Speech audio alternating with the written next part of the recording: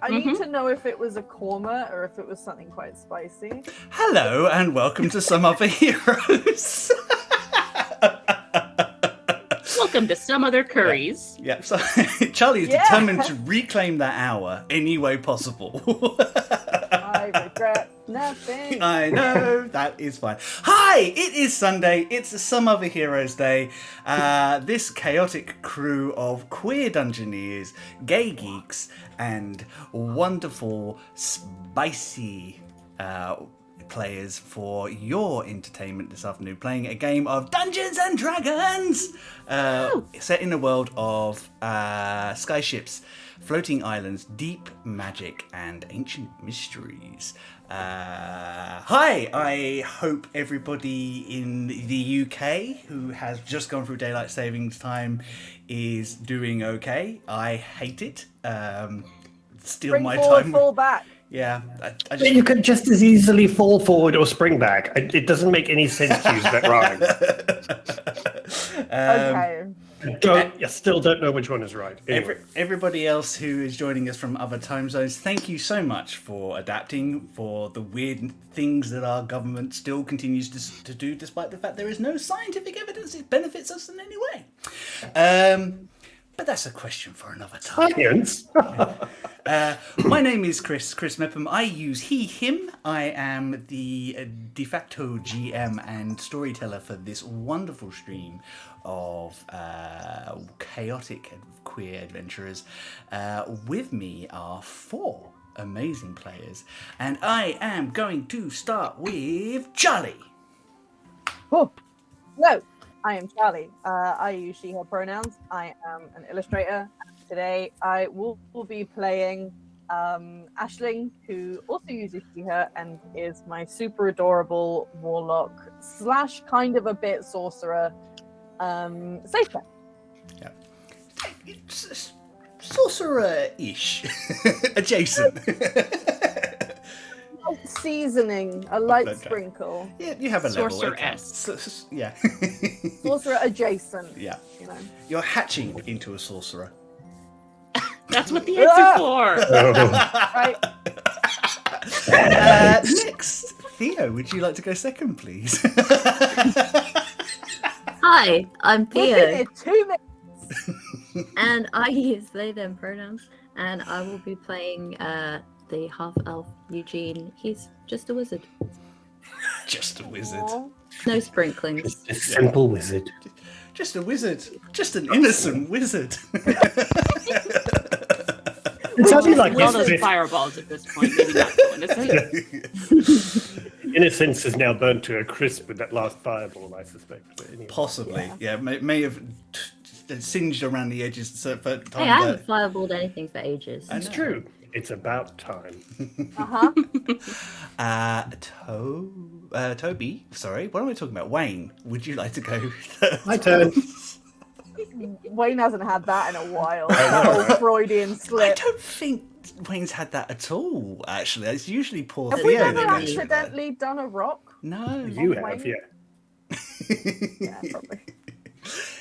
Anyway, hi everybody. I am Wayne. My pronouns are he, him, and today I shall be playing the sparkly star druid Toby. Amazing. Hi, I know my partner's name, Dal. It's just I have a brain that doesn't always play with me. That's all. You know, it's fine. And last, but definitely not least, our wonderful special guest, Rooney. Hi, I'm Rooney. Pronouns she, her, and today I'll be playing the 6 int and 6 charisma Bunbarian Rooney. I need to get another stat down to 6. Fun fact, Theo. Did you know that Aisling has a +8 to persuasion? What? Yeah. Congrats, Aisling, you're the face now. Yeah, Aisling's now the face of the Error. group. Error. It's definitely not Eugene. Before we leap in, a few quick announcements. First off, a huge thank you to the wonderful Dungeon Dells for raiding us with after her stream.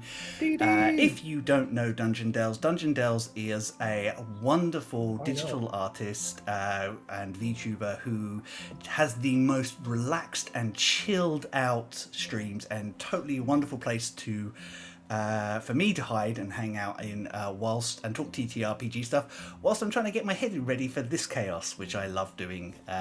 It's very cool. Second, our friends Dice and a Slice are back. They are going to be releasing the next episode of their adventure on the 3rd of April. We are so excited to see them back. We have missed them dreadfully, and we're really pleased that they are coming back as well. So left it in a very interesting place, so we're very excited. That still gives you 2 weeks to try and catch up on where things are. So if you haven't, drop by, look for Dice and a Slice wherever your pods are cast. Second, our friends, the Misadventurers League, Hedges in chat, they have a very, very cool adventure, which is just in the middle of their second story arc. Really good. Might recognise some faces who have popped up on various things around the Norfolk TTRPG. All good friends, really lovely story, really lovely energy. Highly recommend them. They stream every Saturday at 3 p.m. Third, Wayne, would you like to talk about our next group of friends? Sure. If you fancy another stream that is also D&D and RP related, please check out our friends at Wicked Game. And this week on Wicked Game, I shall be yet again guesting because apparently they are yet to manage to kill me off. So Not I for will want be to on try. Wednesday. Still time. There is still time. We still have this episode. We'll see what happens on Wednesday. But yes, I shall be guesting on Wicked Game again on Wednesday. So please check them out. Their link is in the chat. So check them out and join us. And thank you to them for having me. Lovely, brilliant. And that just leaves me to shout out Forest of Law, who are on a little bit of a hiatus, but will be announcing their return dates very, very soon. Keep an eye on their socials. They are a lovely crew of people. I had the honour of playing with them, which you can catch up on their YouTube. But yeah, just pop past their Twitch, just kind of connect with them and keep an eye out for their return in April. So, have I missed anything? Anyone? Or is there anything that anyone else would like to announce? What would you like to announce? Yes, I would like to mention that we have yet another episode of the Skia's Sweetheart exciting miniseries launching this week. And it's just got really good and left on a ridiculous cliffhanger on the last episode that had the entire cast literally gasping in shock at whatever Chris has done to them. So please join us this week. Keep an eye on our YouTube and on our socials because episode 3 of Skia's Sweethearts is airing and it's going to get real exciting. And there's only one episode left after that. So there's still time to catch up on the 2 that have been, but we have our 3rd one coming out this week. Absolutely. It's just really interesting episode, and then next week's episode is very exciting. I can't wait for you all to see it, but it's all there for you all on YouTube. Right, well, with that, I believe we are all announced out, so I think I'll drop the title, shall I? Drop it.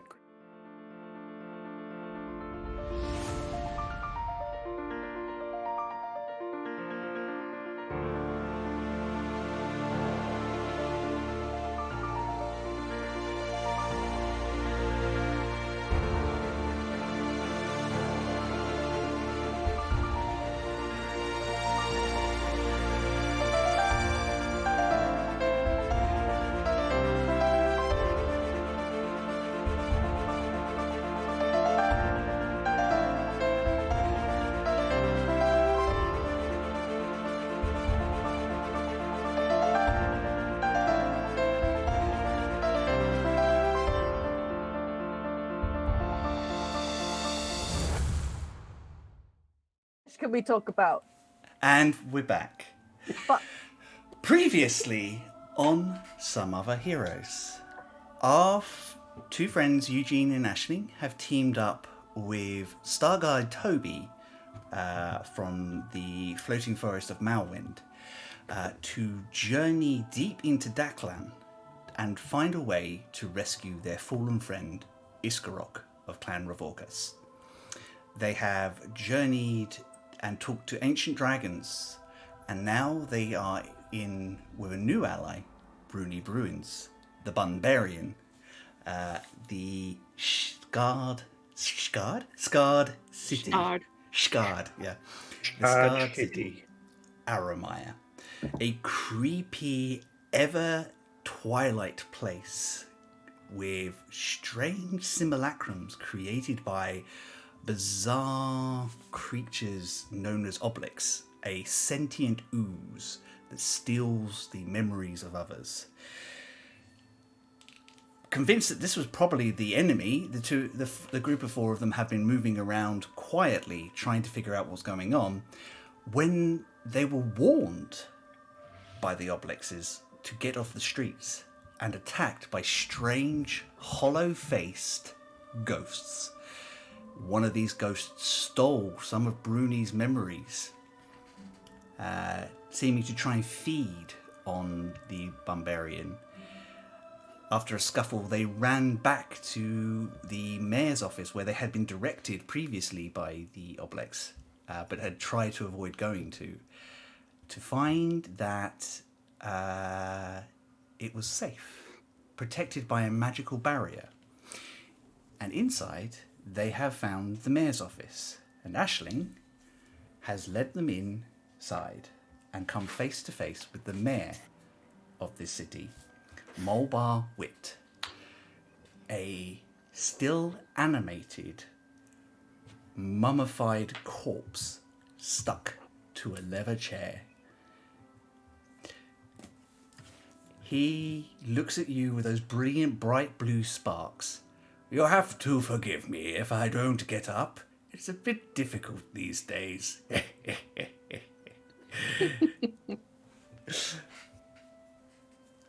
That's okay. Do come in. You don't have to hover in the doorway for my benefit. Bruni skip hops in because she respects authority figures. And she has to No make a matter good how impression. no matter how dead and melted they are. Toby Okay. is definitely going to hang back and come in last behind everyone because this is not right. I think I'll go in after little Bruni being like, no, wait. Yeah, Bruni skips right up to their desk and holds out a paw and says, Brunhilde Bruns, sales associate at Mr. Brixley's Armory and Board. Pleased to meet you. Oh, well, it is nice to meet you, Brunhilde Bruns. I'm afraid I can't shake your hand. A bit stuck, you see. Well, come in, the rest of you. I don't bite. And even if I do, it's not like I can reach you. Oh my god. Yeah, guys, I'm they're gonna die. stuck in the chair. It's not an issue. No, that's perfectly normal. Can I have a look to see if there are threads coming off that into other things or Sure, make a perception check for me. Thanks. Oh, that's not great. 13. No, not that you can see on him. You can see the threads coming off of his associate, that tall, handsome-looking female elf in very official-looking clothing, who is presently moving a small kettle onto a stove, as if preparing a pot of tea for visitors. Okay, but the guy in the chair is not connected to them? No, just to the chair. And it looks like, again, it's one of those things where he's been there so long, he's literally become part of the furniture. Oh, That's so deeply unpleasant. just lovely. Okay. Toby's not saying anything. Toby's just freaked out by this. So Toby is just going to stand in the back and make small chirping noises every time anything is said, basically. Well, with my exceptional persuasion that I apparently have, You don't want Rooney to be the face in this situation? Babe. Only if the face involves headbutting. Then definitely. Yeah. I hate to. I don't want to be rude. Are you all right?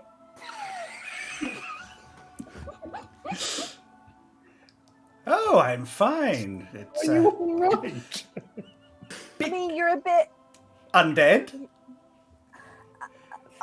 Well, I mean, you look great, but I look great. Well, I suppose it's better than being a decomposing waste of mush in a box, but yes, I do all right. Thank you very much. And you are, young lady? Oh, hi, I'm Aisling. Hello, Sorry. Aisling. And his head is he can move his head by the looks of it. It's very subtle, and it's kind of slow, and he kind of does settle on. And our health elf friend there in the big pointy hat. I'm Eugene. Nice to meet you. Nice to meet you too. And finally, the young feline friend who is dawdling in my doorway. I think Toby just leans past Eugene and goes, I'm Toby, I'm not dead. I suppose technically we're all alive here under one circumstance or another.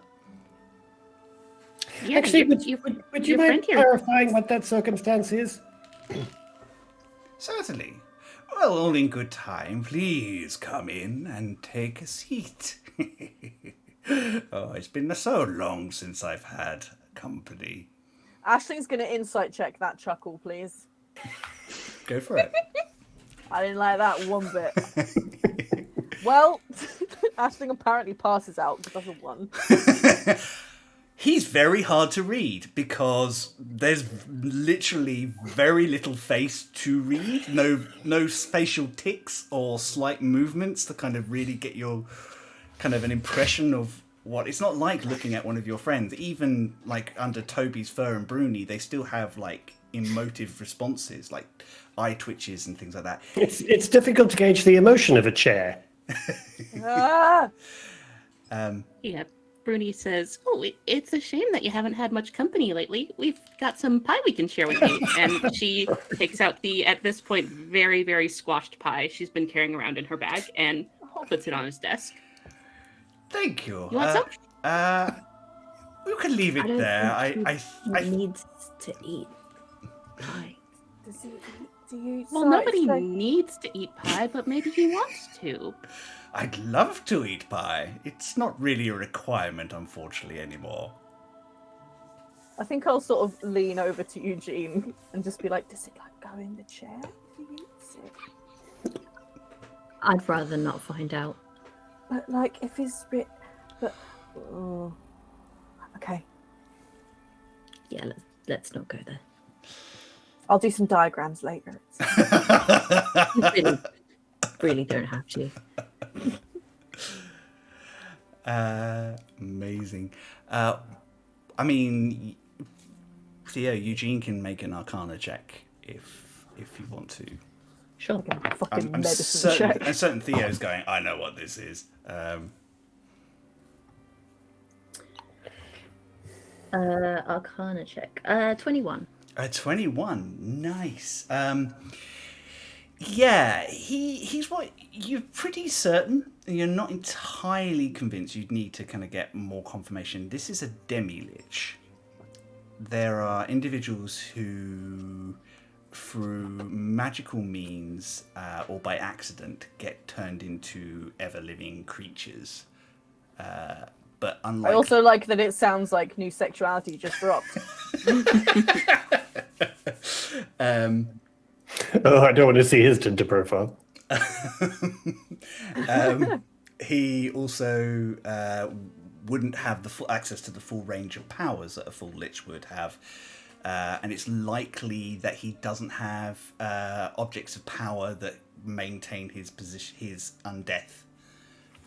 He's just stuck as he is, pretty much a sentient corpse. It's kind of sad when this happens, and there are some people who live like this for a long time, and there are others who quickly ask for ways to be put out of their misery. I mean, they seem very chipper. Right. So, while we're waiting for the tea to brew, I just have to say your city is very nice. All the people here are so friendly. Like, I feel like maybe they're part of just one friendly hive mind, but still very friendly. Oh, we're all one big happy family here. Isn't that right, Sylvie? And the elf kind of looks at you over her shoulder at you all. Quite, Mayor. And she pours the hot water into a pot and brings it over. Standard black tea. There is honey, milk if you require it, and sugar if you would prefer that rather than honey. I can also acquire a lemon. It would not take long for us to do so. I'll take 4 sugars in mine, please. Of course we do. I'm not sure Brunhilde needs more sugar, but sure. No, have you got any Splendor?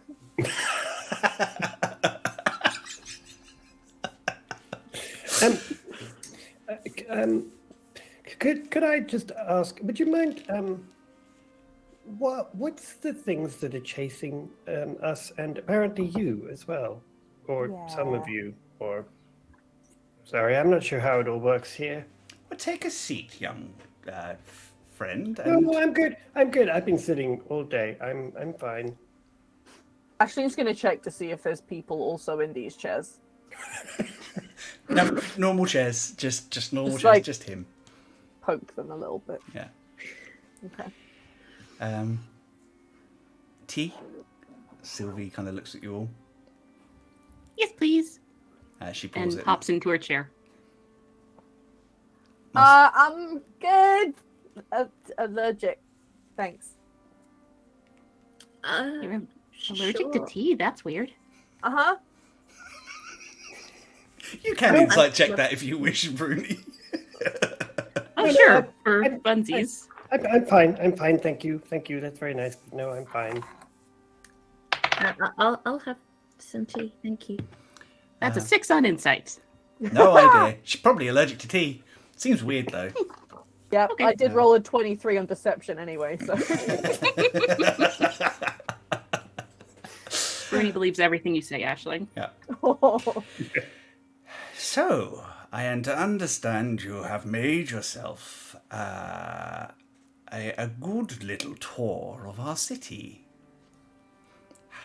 Mm-hmm. I hope you didn't get too lost. It can be a little dark here sometimes. Yeah, it's okay. You have some very friendly staff willing to show people around, and some very big landmarks around here. Yes. Yeah, big spooky, smoky landmarks. What's up with that? The cathedral. Yes. Well, what is up with that? Hello, fellow kids. Hello, fellow living beings. I'm just a perfectly natural man who speaks like human man does. Yes. First off, I have to ask, what brings you to Arrowmire? We're not exactly renowned for regular visitors. I'm gonna shoot a look at Eugene and Toby and just sort of, I don't know, in a way see if they're gonna indicate to me whether we should tell them or not. I mean, if no one speaks up, Bruni's gonna say it. I know. No, I think Toby will just say, "Oh, we came looking for something. We're just looking for something." Oh, what are you looking for? As Sylvie here is very well connected, she probably knows someone who knows what you're looking for. Isn't that right, dear? At that point, Toby is actually going to laugh out loud because the connected pun was actually quite funny. but I think suddenly Toby's just like, oh, sorry. Well, it's an old sword thing that we need to get for someone to help a friend, and yeah, but again, the spooky things that chased us in the cathedral, and like, could you bring us up to speed, maybe? Yeah, we're quite new to the area. What do you know about our wonderful city and what happened to it? Nothing. Yeah. Well, some 300 odd years ago, we were given a new prefect to the Church of the Eastern Dragon. An Undying Mayor, a Dragonborn of some note who had risen through his clergy.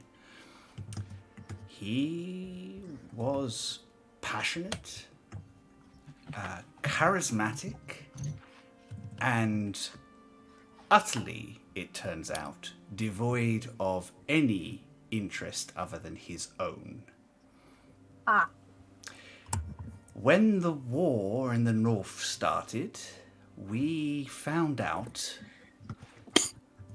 losing a couple of friends along the way, that Andon had been supplying the Dragon Lords of the North against the rising tide of the Dragonborn military.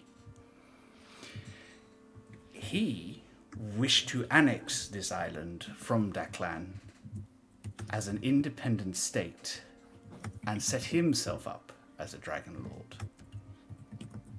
We sent for help, and they sent us a hero from the church, one Diligence, a paladin of the Eastern Dragons.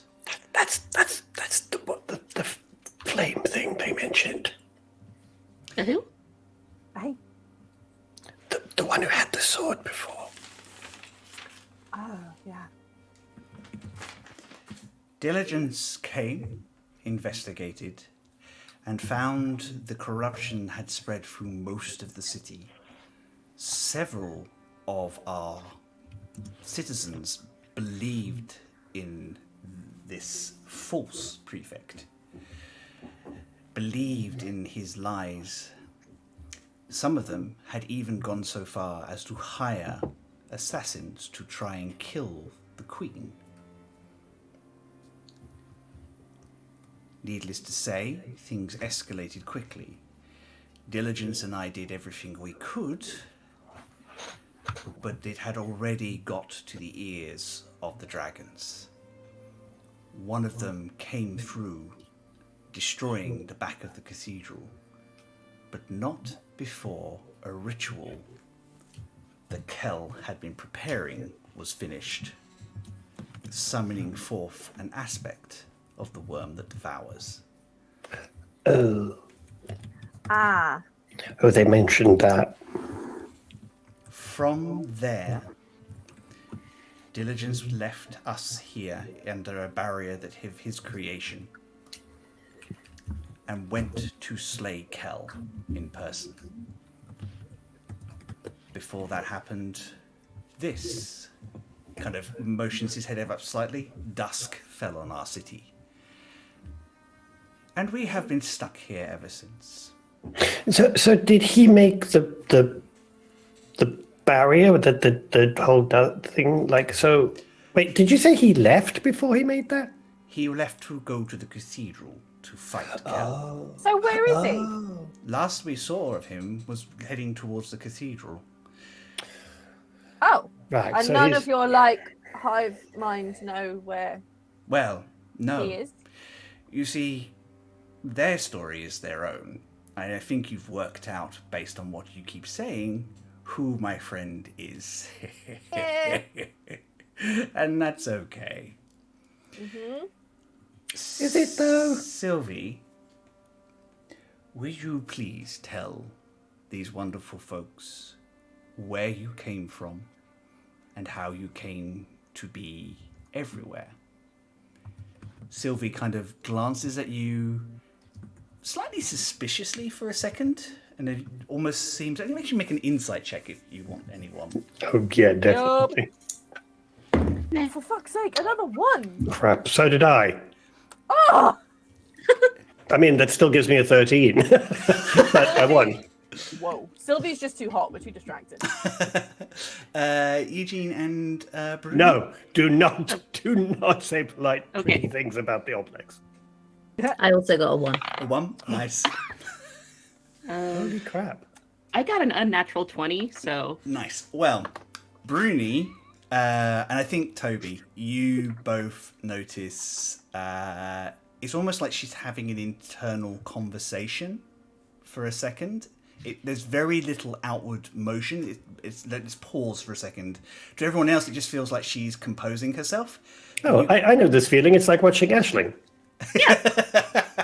Exactly that. But more complicated in a lot of respects. I think if Sylvie steps forward towards us at all, I think Toby is definitely like just backing up a little bit, trying to be subtle, in their brilliant, nonchalant way. But Toby is genuinely freaked out by the unnaturalness of all of this. She sighs a very natural sigh. We don't like revealing our history to everybody, but seeming as these individuals have specifically come looking for Diligence's sword, we will at least give them that honour. I am one of the faces of Arrowmire, she says. Arrowmire, well, I can show you quicker than I can tell you. It hurt. No. Show us how. I can put my memories... we can put our memories into you. Ooh. Alright, just hold on one sec. Let me just turn my firewall off for a minute. Alabaster. Yo! Alabaster, don't worry. Allow permissions. Alright? I mean, if they're just putting memories in, I don't have any problem. Also, when did you learn the word yo? Yo! I don't know, I'm trying a thing. It's not working, is it? No, let's put that one in the maybe pile. Right? Okay, so just... I don't know, someone's going to be installing shit, so... Don't worry about it. I don't think this is going to be any different from when Rock reaches in. So I think it's Yeah, fine. I know Rock. If I sense anything untowards, I will of course protect you as I always do. Yeah, safe search on. While they're having that conversation quietly in their head, I think Toby's just going to kind of tug on Eugene's sleeve and just kind of say, "Is this safe to let them do this?" I'm not sure, but trust goes both ways. You've got to give some to get some. Is that I don't know if that's a phrase. I think it's That was probably beautiful. I don't know either, but that was probably the least convincing phrase I've ever heard. okay. I'm a persuasive one. Yeah, I'm not that good at persuading. I think it will be fine. They saved us. I mean, if they wanted to kill us or make us join the hive, they could have done it already. That is true. So Okay. I think it'll be fine. Okay. Hopefully. Okay. Oh, they're a cautious lot, aren't they? That's probably why they managed to survive this long. Good. Sylvie goes, with your permission, of course. Sure thing. Yeah. Okay.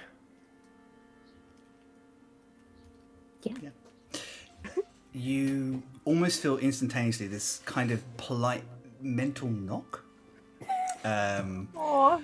And then you are swept up in these memories. You see from the position of a very limited intelligence creature, mostly made of gelatinous form, creeping around the sewers, you see it found by an orphan girl in a tattered dress, who takes it home to kind of like the little sort of shelter that her and a load of other kids and like discarded all adults are. You see this creature getting more intelligent, and eventually, after the passing of one of the other girls, creating a form of that girl to be this little girl's friend in secret. Oh my god, creepy. From there, these two kind of have adventures, and the Ooze gains sentience, becomes more, learns more, starts to learn that it doesn't have to wait for people to die to take little pieces of their mind. It doesn't need to feed on them or damage them to do it. Becomes cleverer, smarter, cares about this community, starts doing little things like returning lost items, repairing things when people are not looking, starts to grow bigger, so big in fact that they can't hide themselves easily, go deeper in the sewers, but leave this little tendril out for the little girl, who eventually grows into a young woman, gets herself off the street, has a family, still lets her friend come and play with her children. On and on over 3-4 generations, spreading out, learning everything about the citizens of Arrowmire. And then the darkness came. And everybody hid. But they could not hide forever. They needed food and substance. And every time they came out, the faceless things came, devouring them, taking what was their minds and their souls. Less and less of these people. So Arrowmire, as they had come to know themselves, did what they should do. They collected everything they could about these people. They stretched themselves into every corner of the city. And when the faceless ones took someone, they remembered them. They replaced them so that the city could still be. So that those that were left still had each other. 10 years under this darkened world, and the people of the city came to accept this new Arrowmire, came to accept these ghosts of the people they loved walking amongst them. They knew, but they found comfort, strange, eerie comfort, in knowing that they would be remembered beyond their lives. They grew older. Even the oldest, even the most long-lived among them eventually would succumb to old age or death, or be taken by the Hollow Ones. And Arrowmire grew and grew and grew. When there were no people left, the Faceless Ones turned on Arrowmire. They fought back at first, but for each time they did, they properly lost someone. So they devised a new technique. They would create copies of the memories, and they would sacrifice versions so that they could keep going. And since then, a stalemate, where the Faceless Ones come out, feed on those that are not fast enough to withdraw, only to be replaced by another copy later. All the while, the poor mayor, caught in the backlash of a spell cast by this cleric, this false cleric, withered and could no longer move. So Arrowmire has been taking care of the city. You feel that presence remove itself from your minds. Apart from Bruni, you see in your mind a reflection of yourself. Well, hi there. Oh, you look like you've been damaged a little bit. We should probably put some of that back. And they just reach into your mind, and they return the memories that were stolen to you, from you. Your intelligence goes back up to 8. Yay! You're a genius. Ooh. All the way back up to 8 intelligence. You spoiled them, Chris. And right? That's what those rolls were earlier. Oh. I think Toby is just completely silent and just kind of doesn't really know what to do with all this information. In those memories, did we see anything? Did we get any better information about the faceless ones, or these? Not really. These hungry undead things that keep coming from the cathedral on a regular basis. Some of the more intelligent among the community that are left in Arrowmire's memories had this feeling they had something to do with the ritual that the prefect cast. Yeah. That they are somehow keeping the ritual going. And they said that that ritual conjured a part of the worm that devours. Yeah, an aspect of the worm that devoured. That's what they understand, at any rate. Okay. I think when Bruni comes back to it, her eyes are just like wide and a little teary, and this strange mix of sad and happy sad and angry sad from all the things coming to her and coming back to her. And she just doesn't know how to process these emotions right now, so she's just gonna like smash a piece of furniture in here and say, "That stupid monster leaving you here alone for 300 years. Guys, we have to go fight it, right?" I mean, we can't do. Yes. I'm gonna look at Sylvia and just go, is there a way to fight it? We do not go to the cathedral. Yeah, we kind of got that. Yeah. It's too risky for us. We might lose everything that we have fought so hard to protect. But if Kel is still there and is possessed by this aspect of the worm that devours, killing Kel may break the spell and free the city. Okay. And what about the guy, the hero who went to kill him? Is he dead? Both him and the sword went into the cathedral and were never seen again. Oh, so they made it into the cathedral? Oh. But Okay. nobody we sent to the cathedral ever made it out. No. So what is so this Kel person? Big lad? Or I think you would have all seen Kel in your memories. He was this big, imposing, red-scaled dragonborn. okay, now I remember. There are very few. Rock is quite a big person, but this guy makes Rock look short. But we don't know what he is now. No. The idea if he's like more punchy or magic.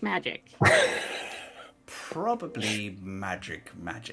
He did this to me. But I'm sure if you go punchy. How is he still alive if he's been up there for that long? Is he going to be all no shade undead as well, or? Seems likely, and no shade taken, my dear. I know exactly my situation. That's good. Also, Okay. you don't have to do this. You could stay here. You might even be able to convince Arrowmire to stop voting for me. Oh, is that?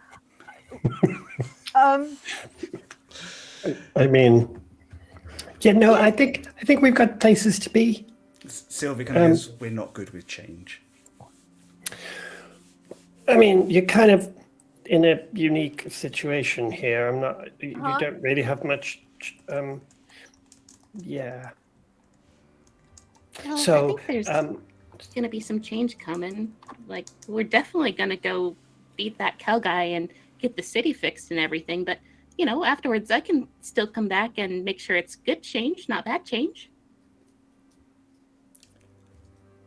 I'm sure it would be, and what will happen to you if we do get rid of? Are you talking Kel? to Sylvie or Mulba? Well, both really. Yeah. I'm just looking at the two of them, kind of going, but It's my fervent hope that I'll be released from this situation, and I can finally pass on. And what about you, Sylvie? I will be here. We will remain here as we are. How the rest of the outside world deals with that is a question. We know. Oh, hey, Sylvia and Arrowmire. Sorry, I thought you were evil. Understandable. Just want to say sorry, because it seems like you're not. Well, to be fair, we're not exactly normal. No, but it was judgmental of me, and I sorry. I mean, you kind of other similar people have been known to be a little, Exactly. When Gladys's foster parents found out about me, they freaked out to start with. Until I mean, you can't blame them. It took them a while to come round to the idea, and then they understood, and they helped occasionally. I mean, Sib has problems when I brought something back from the woods that was cute and fluffy. I can't imagine how her parents felt. Mulbar's head, as much as it can, kind of snaps to Toby. Sib is still the head druid of the floating forest. And I thought I was too stubborn to die. But you know Sib? Well, yes. Toby, you know Sib? Yeah. That's where I'm from. Sib is our archdruid. I met Sib when I was on Malwind. You must have been at a camp at that time. Probably. That's cool. Sib's amazing. Oh yeah, she's awesome. She's quite strict, but she's awesome. Well, if Sib sent these children, we can trust them, Sylvie. She wouldn't send people she didn't trust. Therefore, I trust them. I mean, if we have to try and find this sword to help your friend, then we don't really have a choice but to go to the cathedral. Yeah, sounds a wee bit like it, doesn't it? Going back to my previous question, do you know anything that hurts these faceless things? Is there something that we should know that might help us? Like tactical insights. Let me roll an intelligence check for Mulbar. Well, or Sylvie, because they're the ones who keep facing it, so... Okay, that's quite a good roll. Good. Let me have a look. Yes.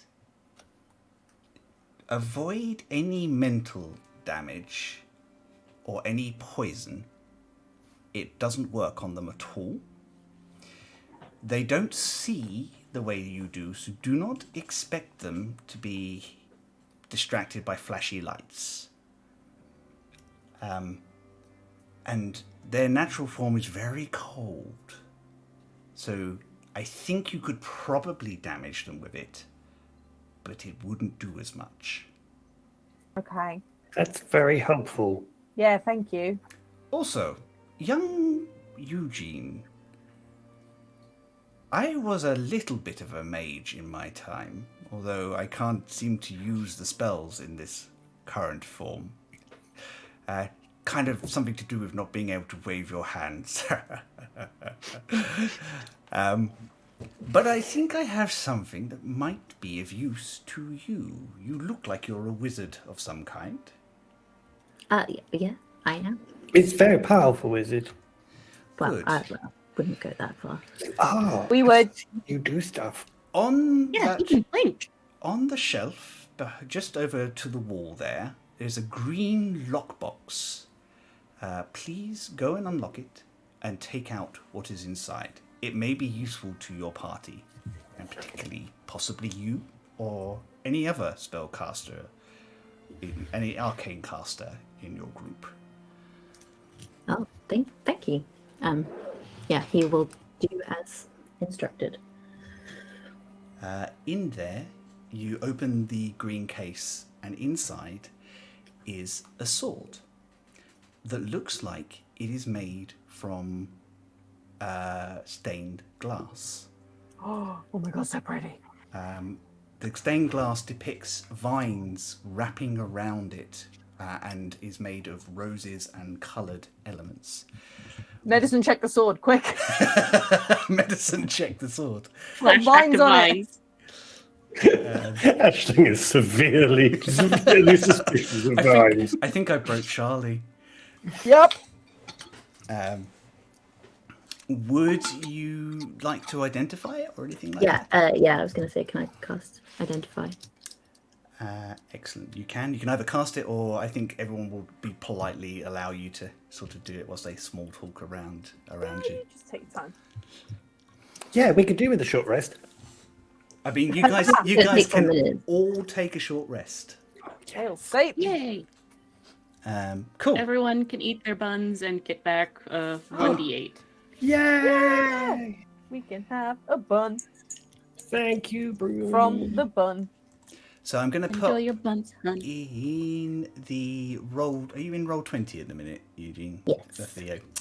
See, it's just my brain thing. Look for this item in D&D Beyond. What is it? What's it called? It's called Lepidus Blade. That's you. And I will read this to the people at home. This beautiful blade is lightweight and looks as if it's made from shards of coloured glass depicting twisting vines and flowers. A wizard or a sorcerer who is attuned to this weapon may use it as a normal rapier. The blade provides a +2 to attacks or spell attacks made whilst using the blade as a focus. In addition, while holding the blade, as a bonus action, the wielder can speak the key phrase associated with the blade, causing the blade to shatter into a kaleidoscope of glass butterflies that swarm around them for the next minute. The blade has 4 charges and regains 1d4 +1 charges after a long rest. Choose either Hungry Swarm or Guiding Swarm. If you choose Hungry Swarm, when a creature that makes a melee attack against you, you can spend one of the charges, and the kaleidoscope makes an attack against that creature attacking you. This attack is +3 to hit and does 1d6 +3 magical slashing damage if it hits. +3 to hit. Wowzer. If you choose Guiding Swarm, when a creature makes a melee attack against you, you can spend 1 charge and impose disadvantage on that attack. Ah, that's so cool. Proficiency with a rapier, sorry, that's just a standard blurb. So if you equip it, if you want it, or Aisling can use it as well, I think you're the only two that can use it. Either of you equip it, it will teach you how to use it at the same time that you attune to it. So when it shatters, does it reform afterwards? It does, yeah. It reforms into a source. I Maybe I want didn't make this that in clear. real life. I love stained glass stuff. I know everyone else is like, oh wow, that's going to be a great tool. All I can think is pretty. So pretty. Amazing. It served me well in my time in the studium. Maybe it will serve you well. It is my gift for coming to our rescue, whether you intended to or not. I mean, we haven't really done that yet, but... Well, I feel like with this blade in your hands, you might be a little more likely to be able to. Thank you. Thank you. Well, I'm just sitting on the shelf gathering dust at the moment, frankly. Toby just goes, like you. Exactly, I like you. Well done, that was a good play. Hey, while we're waiting here, it seems like those icky wraith things from the cathedral, they kind of know when we're going around, and it's a pretty long walk from here to there. Do you know, like, any slightly safer where to get Gives a lift. there? Yeah. Oh, Is there a sewer we can go through or something? that's a good idea. I am thinking I can provide a distraction. Oh, don't get like It's injured or okay. anything. I am well versed in avoiding them. Okay. We don't know what you're going to find in the cathedral once you get up to the walk, though. So you will be on your own from that point onwards. How do we get in the gate? As far as we know, the arrogant fool has never locked the gate. He wants us to try and get into him. Okay. Oh boy. It's an open okay. challenge. We'll be fine. We're super good adventurers. Mm-hmm. Yeah. Well, hate to point it out, but like it or not, if you want that sword, that's where it's last seen. Uh-huh. Well, we will do our best. I guess if we succeed, we won't be seeing you again, huh? Probably not, but it was an No. absolute pleasure, and I am very glad that you came. Well, thanks for not immediately killing us and helping us out and giving us this really pretty sword. So yeah, thank you. And sorry you've been sort of stuck like that. It doesn't look great. Is there anything we could do? Like, do you want to drink or because you can't really do? What can we like get you anything before we go, or have you got an itch that's been bothering you for a few decades? Like, Sylvie You want us to feed you some? It's very kind of you. Sylvie has all my basic needs covered. okay, I read a lot of books to him. okay. Good. Well, young adventurers, you can rest in this building as long as you need, but you know what is ahead of you. Like, what like time is it? Can't really tell. Time to get a move on. I mean, my day is pretty much reliant on everybody else telling me what's going on, so I'm probably Sylvie, not. you got to watch. She kind of nods to like a carriage clock on the shelves. It's mid-afternoon, probably about 3-ish. Nice. You're a bit late for some other heroes, though. I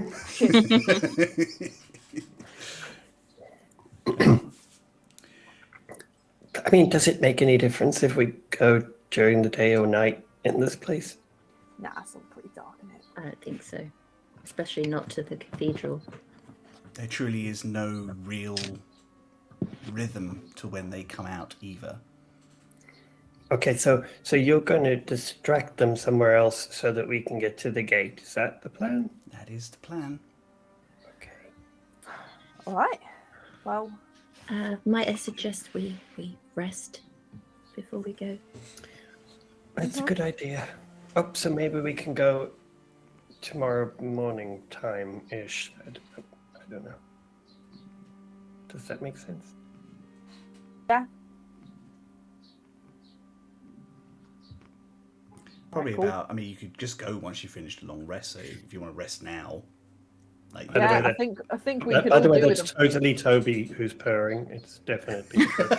It's the cutest noise. Whose wee baby is it? Yes. yes. Oh, it's so Oh. cute. Oh no, I've disturbed him now. How dare I move? I know. Ooh. But yes, Toby's just purring now. So yeah, Oh, I mean, yes. should we have a longish rest then? I guess. Yeah, I think I we could do. certainly.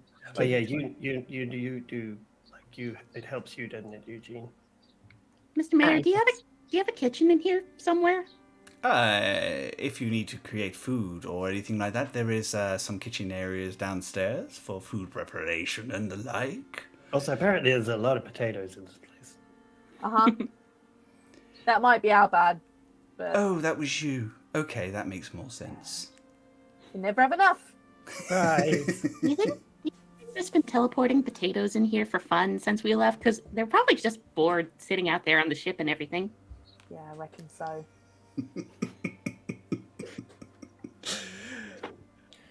Who knows? Okay. Is there a room we can kind of sleep in maybe? You've got a sofa or something. Something. Sylvie goes, if you go downstairs, Marcus the Porter will be able to show you where you need to be. Or we Okay. could have a big fun sleepover in the Chamber of Commerce. Everything's very mahogany based in there. I think I need something a bit Not very squishy. comfy. I mean, the door was. You've got Oh, yeah. Gadlock's roll-up bag. I mean, you're comfy wherever you go. That's true. We can all squeeze in, right? Yep, it's 4 of you. Up to 4. Perfect. Okay, thank you. Bye. Yeah, I think we'll stick our head in and say goodbye before we go tomorrow. Because That would be nice. I do like Sylvie's company, but it is nice to have some fresh faces. I mean, you could come with. No, never mind. I might slow you down. This is quite a heavy chair. It's okay. I'm really strong. Sylvie kind of, I would so rather... the porter, Yeah, the porter. downstairs. Okay. Mm-hmm. Good And night.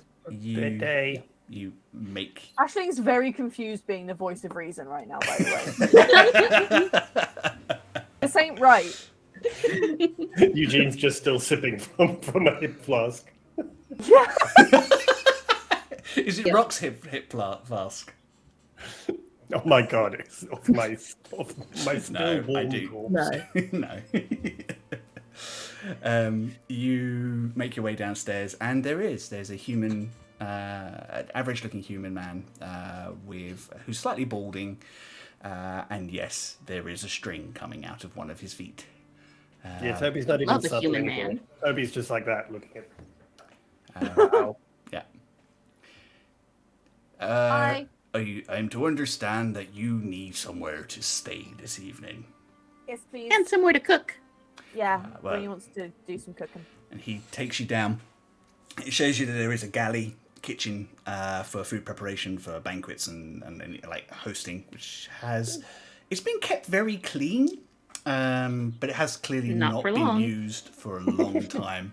Oh no. And beyond it, there is some guest rooms for any dignitaries that are staying that haven't kind of like gone up to the cathedral or something like that. It's comfortable. It's not the plushest place that you've ever stayed, but it's comfortable and nice and clean.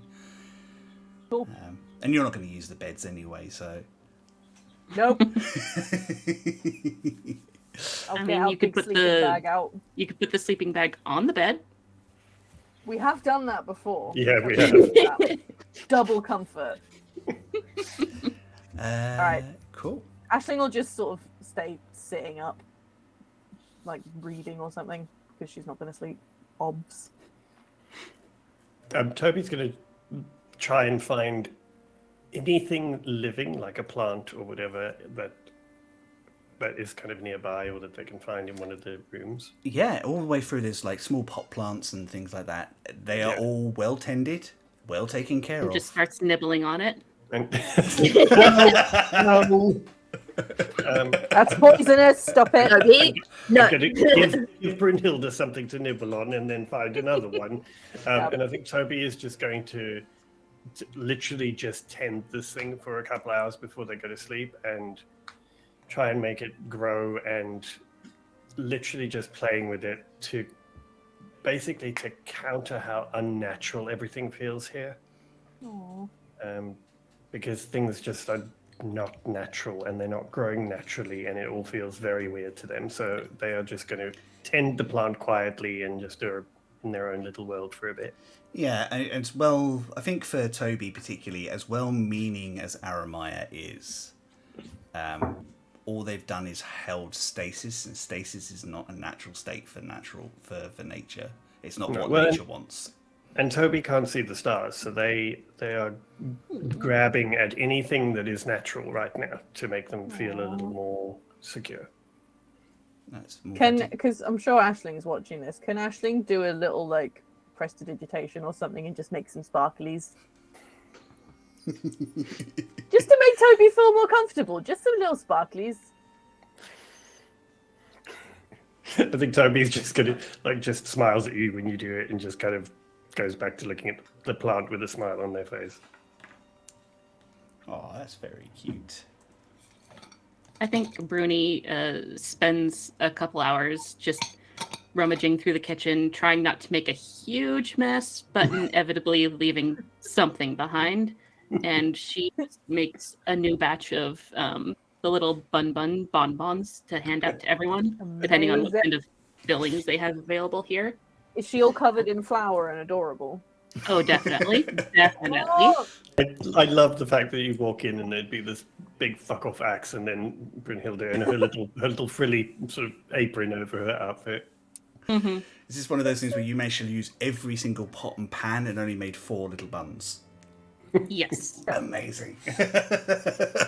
And afterwards, maybe just come back and try to find Aisling and see that she's up and strike up a little conversation with her. Hello. Oh my god, what happened? I was cooking. What? I made buns. Hey! They were well tasty, by the way. Oh, thanks. Yeah, I've been trying real hard on those lately. It's been a They're good. heck of a day. You got to teach me. You got to teach me how to cook because I'm not very good apparently. Yeah, I wasn't too good at it for a while, but I've been trying to learn new things aside from just smash. End of list. Diversifying your portfolio. I get it. Yeah. Okay. So, you guys might be getting your friend back tomorrow. Well, I mean, we're getting a thing that will help us get to a person who might help us get our friend back. So it depends how long that bit takes. We've got to not die first, hey? This guy must be something pretty special for you to go through all this for him. Yeah, I mean, I keep forgetting that not everyone's met him, to be honest. But yeah, he's a good egg. I'm not going to say was because I still think that's a bit weird. Yeah, you'll get to meet him. You'll get to meet him because we'll do it, and I think he would appreciate your set of skills and your bluntness about it. I think he'll appreciate that. Also the baking because he hates my cooking. Oh yeah, what do you know if there are any types of fillings he really likes? Because maybe I can make a special batch of buns just for him. Loves popping candy. Popping Loves candy. It. Yeah. Nuts about it. I don't. The more like ridiculous and childlike and buck wild you can get it, the better. Maybe I could make some sort of special rainbow colored buns with the popping candy filling, and then you or Toby could cast the sparkle spell on them, and we could give them the rainbow sparkle pop candy buns. That's very his aesthetic, 100%. He's gonna like those? Uh-huh. Ashling's definitely doing the get someone a present that she can use kind of thing.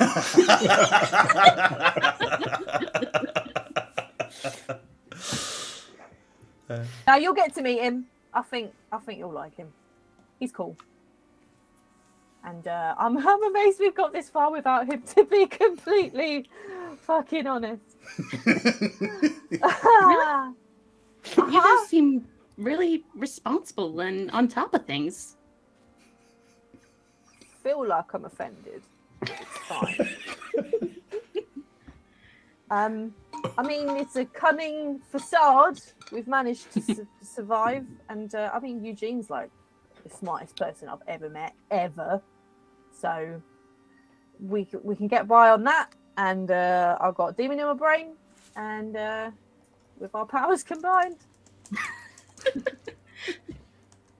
yeah, we've managed to do it. I mean, I think we're actually quite good at some stuff, but I guess my brain's still used to us just like winning via luck.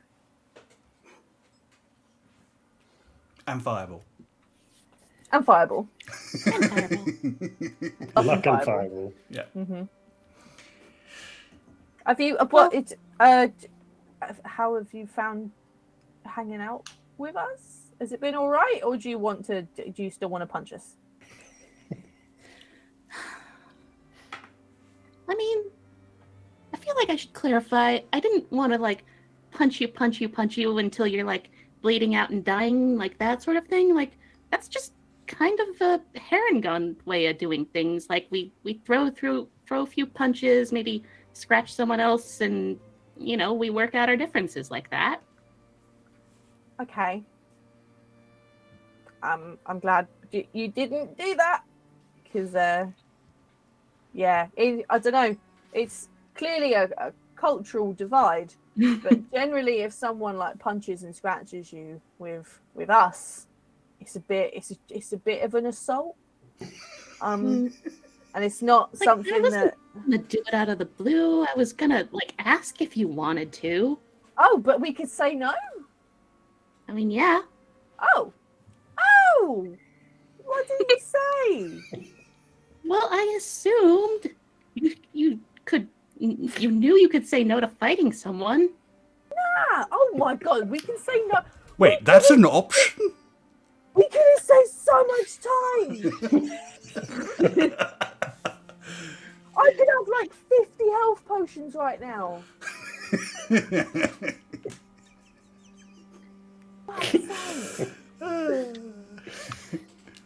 This is not a good thing. This is not a good thing for Aisling to realise just before they go into the cathedral. Aisling's just going to be like, no. No. Actually. I mean, let's say persuasion. Maybe just tell them you don't want to fight. Can we have the sword, please? I'm not into it. Not today. Give me the sword. Bye. You could have just... Okay, right. No, I'm not going to get hung up on that. Okay. Oh. So you're doing all right? I think so. Okay. It's been kind of a long day for me. Like I learned some things I really wasn't expecting to learn today, like the whole Cotton being dead thing. And then I think I lost some memories about Cotton for a while, and so I just felt like even more stupid and sad for having liked him and mourning him in the first place. But now I remember it was a little stuff, but there was some good stuff about him. Oh, I didn't know you'd had quite a whiplash about that today. Shit. Yeah, I think when one of those wraiths hit me, I kind of forgot when he was being a good boss, and I was kind of just remembering the bad things about him. Oh. And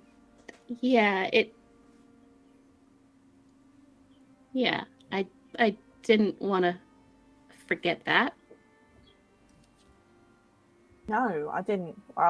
We didn't. I don't think any of us really clocked that happened. I mean, we knew. I know we felt something weird trying to get into the old dome piece, but like I don't think you got. Yeah, it's kind of hard to know and convey you've forgotten something when you've forgotten what you've forgotten. Yeah. It's like trying to make up a new colour, isn't it? Do you think we could make a new color for the buns? Do you think Rock would like that? Okay, right. I've got all these pencils and I've got this sketchbook, right? So what if we like try combinations of all the, because I don't sleep. Do you sleep? I do technically sleep. All right. It's all right. We've got a bit of time. We can stay up late. Right. So what if we combine this one, and maybe it'll make something different. Only one way to find out. All right, cool. I'll devise a flow chart. We'll get started. I think the two of you spend the rest of your waking hours creating a new colour for buns for Rock. Tactical, smart, Yeah, amazing. efficient. Yeah. Is there anything more that Eugene or Toby would like to do before you go to bed? Oh shit, are they still awake having to put up with this? No, I mean, they're probably awake through most of it, to be fair. Like, Oh no. I think Eugene's just studying his spell book, and I'm probably going to learn a new spell. But I'm just figuring out Ooh. Ooh. Treat yourself. why not. Yeah, come on, go crazy. Yeah, I'll I think- occasionally lift up the sketchbook to Eugene and be like, have you seen this one before? Ashling, that's just brown. Okay. Try again. just 4 or 5 times. Just Eugene going.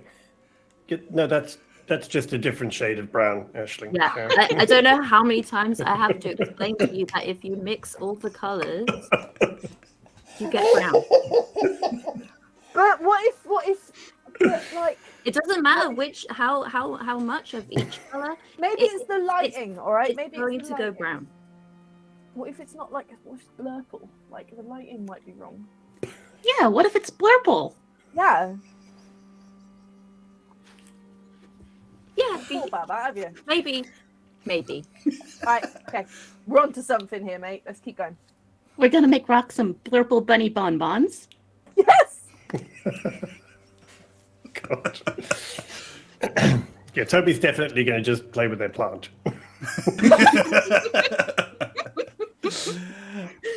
Dear. Well, if there's nothing more, the 4 of you take your long rest. So heal up, Yeah. regain your spell slots. Hey!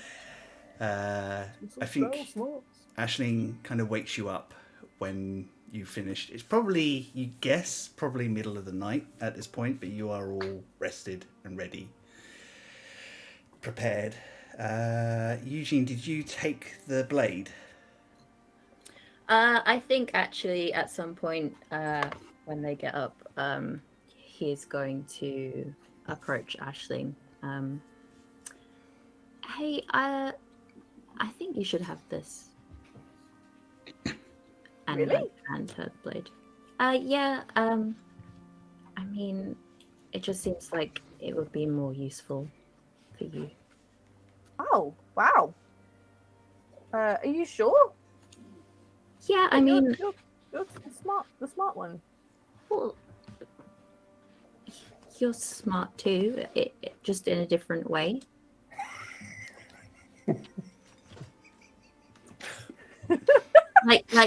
like what would my mum? What was it? My mum would call it street smart. That's it. Okay, yeah, I've been called that before. That makes sense. Besides, you're more likely to be sort of in the action than I am. So Yeah, I suppose that's true. Well, okay. Well, thank you. I mean, if you ever want it back, you can like totally have it back. 'Cause Well, it's not he did give mine. it to you. I know, but he gave it to you, and I don't know. I feel bad taking really pretty things from really smart people. Is that a specific experience she's done a lot? Apparently so. Yeah, Just Ashley's held no up a good at lot of getting a nerds sugar on daddy. playgrounds. She's no good at getting a sugar daddy. Also, I can't believe we finally get to say, while we were making Blurple, Eugene studied the blade. And now you come to me for help. shit. Oh well, thanks, mate. Thank you. I hope yeah. Cool. Well, you Really can cool. add that and equip it from the equipment tab on D&D Beyond. Remind me what it is I'm going to be searching for. You are looking for the Lipidos Blade. How do I spell that, please? If you're looking Roll20, because it's an odd spelling, which is I'm probably butchering the pronunciation of, but it literally means butterfly blade. Yeah. Lepidoptera. Butterflies. Hell yeah. Thank you. Amazing. Cool. And you can add that, equip it, and attune it as you need. Thank you very much. No problem. And Bruni hands out her new packets of buns to everyone. So if you eat one of those, you get 4 temp HP for the next 8 hours. Yum, yum, yum. Amazing. Thank you. Is it 1 bun each? You get 2 buns, but one of them is good for a short rest rather than the temp HP. Yeah. That's right. Okay. So. Thank you.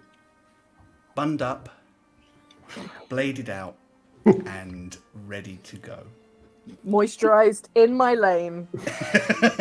Rising. Live, laugh, loving. A whole 8 intelligence. Yeah. Woohoo! You all step out into the street, and you can see before you massive amounts of the citizens, as Arrowmire has depicted pretty much most of the population as its enticing meal down a main street, giving you a clear walkway to the cathedral. And I think that is a great place for us to take a break. Sure. Cool. We will be back in 10 minutes, so I'm going to call that... I'm going to jump forward a bit. We'll be back by 25 to 5, our side. So everybody, please go and grab a break, stretch, grab yourself a drink, and we will see you back very, very shortly. Bye! Bye!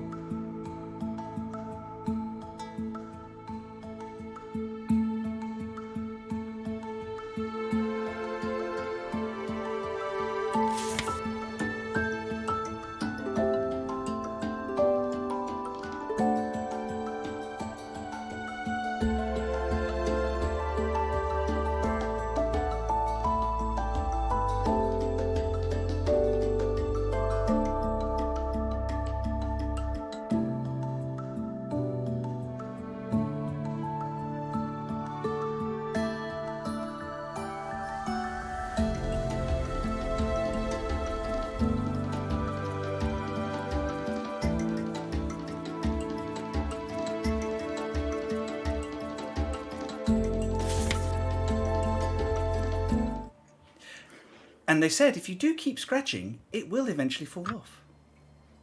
But See, because not the only fall person off. did. That's fair.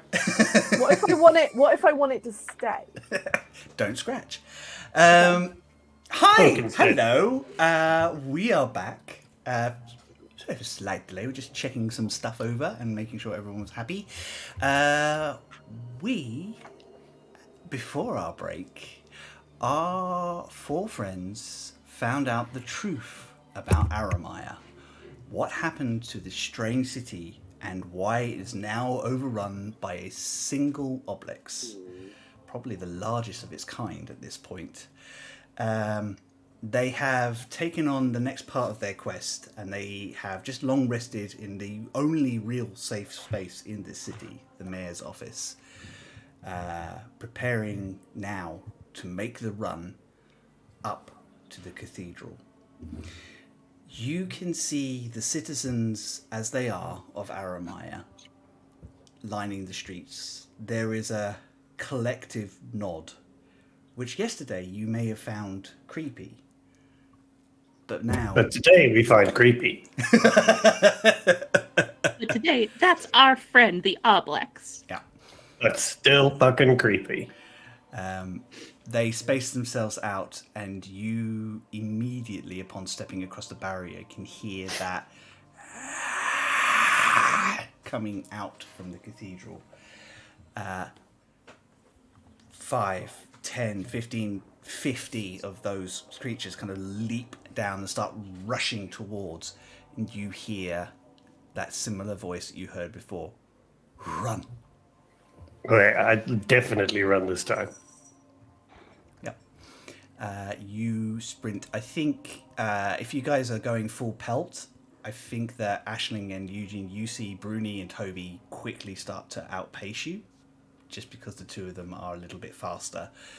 It's the best way to survive. Make sure someone's slower than you. I'm going to chuck in a couple of mirthful leaps as I go, trying to catch up. No thought, I'm going to use movement. benign transportation and swap places with Bruni. Okay, this is like a math problem now. Like, at what point do Bruni and Eugene catch up again? This is wacky races now. I love that from Eugene, though. A half-elf and a barbarian are both heading towards a cathedral at a respective... At 30 feet and 40 feet. At what point, if the half-elf juxtaposes himself with the Bundarian, will they arrive at the same location, point? yeah. Talk about working smarter and not harder. Oh, it's like Eugene's my just like, stats. keep running. Oh, you're at the front? Zap! I love that. That's so That's good. so good. What I would like you all to do is make a dexterity saving throw as you go. Quick question. If we used the bed, do we get a D6? You do. You get your d6 to use. What is it to use? For Any roll? ability, any roll. Ability roll, okay. checks, saving throw, or attack. Got it, thank you. Okay, and we're rolling dex. Yes. I got an Please tell me I'm 11. decent at that. Okay. So what'd you get? 11. 11? I got 5 because Eugene tripped me. Eugene, Oh. Eugene, what did I you got get? 15. You got a 15. I got an unnatural 20. An unnatural 20. Okay, so the good news is the attacks are not particularly high, so you all managed to avoid being hit in random. What you do see though is these things are down alleyways and chasing these humanoid forms of these memories. Kind of, you watch as they are broken apart. A couple of them head towards you, and you manage to duck through and break along the long road until you get to a large wrought iron gate with the body of a dragon on it, and where someone has sheared the head clean off. Damn. Well, that's not nice. That's quite disconcerting, isn't it? Yeah, it's just kind of fitting with the rest of this creepiness. So they said the gate's probably just open? Well, That only is one way to right find out. cocky of him. They do. They are not as well tended as the rest of the city.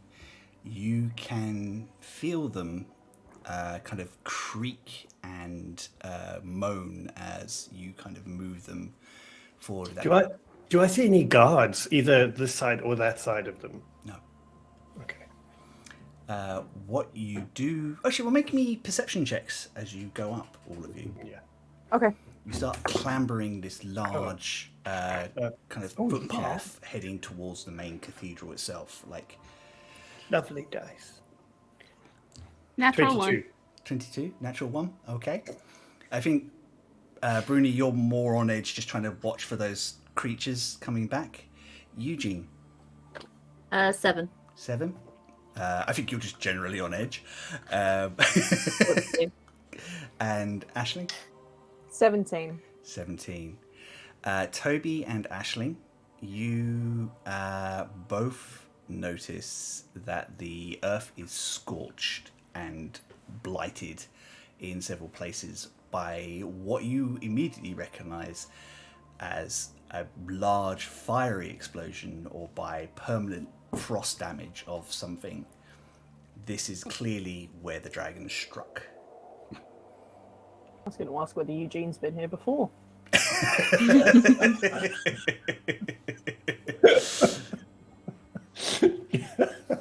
Fair.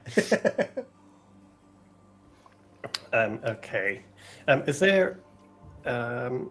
there's just one path that we're on up towards the cathedral, yes? One main thoroughfare. I mean, this feels very much like a standard sort of cathedral. It's there are grounds, and you can go out into the grounds, but there is a clear, delineated pathway that you're supposed to go into the main building itself. And there's no spooky, horrible ghost things You on that can- path that we can see. You can hear them out in the city, but you can't see them. All right, guys, I don't think we should piss about because we don't know how long this distraction's going to last. I think we should just like... Who are you, and what have you done with my seat here? Right, I'm the only... Have you noticed how many times over the last 48 hours I've had to be the voice of reason? Yeah, Bruni is like not listening to you at all and just looking at the beheaded dragon statue still. Rooney, babe. Huh? Rooney. What? Hi. Yeah. You okay? Yeah. It's just a really big statue, and it's gonna really annoy Neves when we get the city fixed. Well, we can get to the re-landscaping once we've not died. So Right. let's go yeah, this way. The mission and the killing and the sword and stuff. Yeah. Yes. Good. Okay. But yeah, Aisling's right. We should probably move. Cool. You've made up to the main entranceway, and you can see this place is wrecked. The walls are collapsed. The main pillars are still holding up what's left of the ceiling, but the whole thing has been peeled apart, and it's a shell of its former beauty. You step into this dark open area, and I think Toby and Aisling have the highest passive perception, so I would like you to both roll perception for me. All right. No. 15. 15? 21. 21. Toby, you don't notice anything at this point. Aisling, as you're kind of moving the others in through the doors, you kind of glance up and you see something vaguely humanoid pull into the shadows with a skitter. Oh, right. Guys, occasionally eyes up, because I think there's maybe something hanging about up there. Bruni and Eugene, you can also make perception checks at this point. 18. 18? See, 22. 22. You both see something humanoid skitter in the shadows, keeping out of the what little light there is in this place. Toby, your spear starts to hum. Okay. Immediately, Toby's going to grab the spear and hold it and just say to everybody, brace yourselves, someone's trying to creep up on us. Whoa! What? How did you know? What's going on? My spear warns me if anyone's trying to surprise us. So be ready so they can't That's a surprise good us. spear. I'm gonna ready an Eldritch Blast in that case. And as a bonus action, I am going to adopt starry form of the archer. Yeah, you can do that. Anybody else want to prepare anything? Nope. Rooney just got her hammer. Cool. He's There, got a god killer. there is a something drops from the shadow. What looks like it may have one point been a human of some kind, kind of leaps out and rushes towards you. I'm going to shift us over to a battle map. Oh boy. And what we'll do is we'll counter those held actions first. Okay. Ooh, that's creepy. Really? That's too spoopy for me. You see 1, 2, 3, 4, 5, 6 of these creatures kind of pinging around, climbing down the walls and heading towards you. Rude. Are these pillars like cover? Yeah, you can hide behind those pillars. All right, great. So you can see as much as you can see them. Right, so we will have initiative, I think. Okay. Satan. Okay. 12. 12. And a 12 for me. Who has the higher dexterity? Mine's +2. Mine's also +2. Roll off. Oh no, Rooney can go first. You sure? Yeah. Okay. Yeah. Cool. Aisling. I had it in my head just a second ago. 15. 15. What's your dexterity modifier? +2. Awesome. And Eugene. I rolled a nat 20. I love Amazing. how shocked you are by that. I never Like, roll well, above like 10. On Right. anything. Yeah. So I feel like we need to reward a nat 20 in this particular instance. So what I'm going to do is I'm going to include Eugene in the surprise round. Nice. So, Aisling, you prepared an action. Toby, you prepared an action? Well, my attack with my starry form Yeah. would be the held action. So Awesome. So, I'm just going to move this one up here. This will come down ever so slightly on the music because it gets quite loud in there. There we go. Yes, so we have... It's just these things. So what we're going to do is we're going to start with Eugene. You are fastest and you have a surprise action. So you may take an action before these creatures get to you. Okay, Eugene is gonna try something he has yet to try, and is going to cast Bless on the rest of the party. Hashtag bless. Ooh. Yes! Amazing. hashtag list. You love a hashtag blessed. What do we And get? that's- What's So that? that's you can add a d4 to attack rolls Or saves, or just attacks. or saving throw. Yeah, Or saving throws. sorry. Yeah. Yeah. Awesome. Thank you. No, it's not. For the next minute. Cool. And don't forget, we've got the D. Is it a D8 or a D6 from our bedroll? D6 from your D6. bedroll. D6 from the bedroll. And Chris, if you'll allow, I'd like to use Pocket to cast it. Oh, where is Pocket? Well, I just like the way that the spell looks. Oh, okay, I'd like it to be like Pocket kind of splits into 3. And Oh, there's cool. like 3 little pockets, like shiny purple pockets, and they just kind of run up onto your shoulder and sit there. I love it. Pocket. That's so cool. Toby just So I Toby, still have the original pocket. You Yeah, just yeah. have Spectral pockets. yeah, just Toby just squeals in delight as soon as this pocket appears on their shoulder. It goes.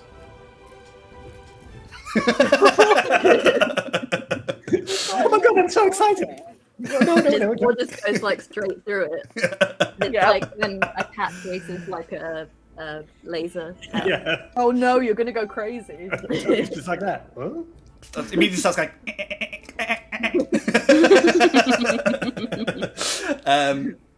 Yeah, that's beautiful. I love that. Of course, I'll allow that. That's brilliant. Thank you, Theo. Also, next action, you can still move and use bonus actions. Basically, you got a surprise round on these things because you were ready. If only I had anything I could ever do with the bonus action. Yeah, I'm good there, I think. Okie dokie. That would make it next up on our surprise round. Aisling. Surprise to everyone, my prepared attack was a blast. So I'm going to target this one. That one there? Yeah. Amazing. Roll to attack. Are you attuned to your sword? Yeah. You add 2. Yeah. It should have already added it to your, but you make sure you add 2 to what you were rolling previously. Oh shit! What? So just any attack rolls? Any physical attacks with the sword or any magical attack? Okay. Doesn't add to the damage, but it adds to the attack. Oh yeah, my fucking now my additional thing, my hit is now plus 11. Nice. Jesus. That's amazing. Yeah. So that's a 26 to hit. 26 will indeed hit. Yeah, it just Good. might. Plus hell. 11. Jeez. That's awesome. That is 13 damage on the first biased. 13. Amazing. And that's 19 to hit on the next one. That will also hit. Okay, good. And that is 8 damage on the second one. 8 damage. Okie dokie. That is... cool. So it takes 21 damage in total of this now slightly more powerful blast that you have. Uh-huh. I think I'm a little bit surprised by that.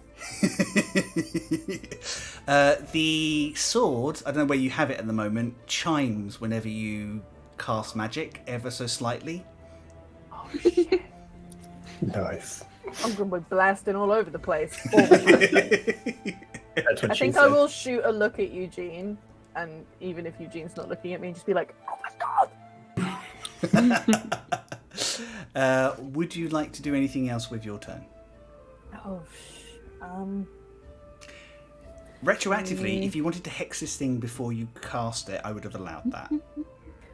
I don't know whether I'm gonna... Oh, actually, no, I've got my wee Pearl of Power thing, so I can just get the spell slot back afterwards. And your hex lasts for a while, so if you want to keep it, you can put it on something else for a while. I'll first level hex it. Okay, cool. I like that. That's all you need to do with that. Yeah. It was this one you hit, so... This bad boy So is what do now you- hexed. Does that mean you get extra damage on You that? get extra damage on each of those attacks, your d6. Yeah, D6 necrotic, but I Yeah. wasn't sure whether necrotic would do much with these guys. But and can I, because it gives it disadvantage on checks for stuff, can I give it disadvantage on Constitution? Constitution checks. Yeah, not Yeah. saves. Yeah, because it's not saves, just so you know. Yeah. Yep, that's Shame, fine. but alas. Awesome. And I'm good where I am, so. Cool. Do you want to roll your necrotic damage? Oh, are you okay with me doing that like that? Yeah, absolutely. If it's hex, it takes the extra damage. Thanks. 4 necrotic. 4. It takes the Does extra that heal damage. them? No, it does not. That would be Yes! so mean if you had been like, "Do you want the hex?" Yeah, why don't you use That it this that turn? would be leading and unfair, and I do try not to do that most of the time. Just So making hard. sure because of the last ones, but this means I get extra damage and that's exciting. Yeah. Ooh.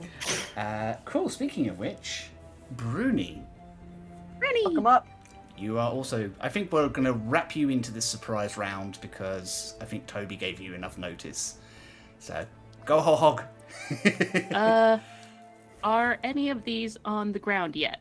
They're all close to the ground. You could easily hit any of these. I remember that shit from my barbarian Yeah. days. This one's probably How the many only one. javelins have I got? This Fuck. one probably isn't. They're all close enough. I think with your hammer, you're probably close enough to hit most of them. Okay, I think- just making sure, because Yeah. I have a javelin, if not, but I just wanted to make sure. Yeah. I got Because- so many javelins. No ranged attacks. No. Okay. First of all, she chooses violence and flies into a rage. And she's gonna hop over to this one and smack it with her hammer. Maze. It's not how I remember Peter Rabbit. Really? It could be quite dark, those Peter- tales. Peter Rabbit was a punk, and Bruni stole his lunch money. Damn. 15 to hit. 15 will hit. Ooh. Nice. Okay.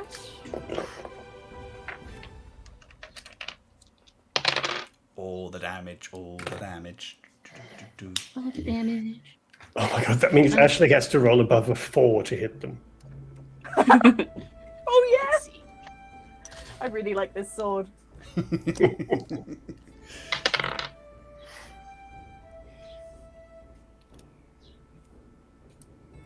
Ooh, that's a lot of dice hitting that. Yeah, it's nice that she can use her Divine Fury again. So that's 17 bludgeoning damage Yep. and then 7 necrotic damage. 24 damage. Nice. Get it. All right, and That was now your first second attack. Fucking hell. Excuse me. That's a 28 to hit, That will hit. surprisingly enough.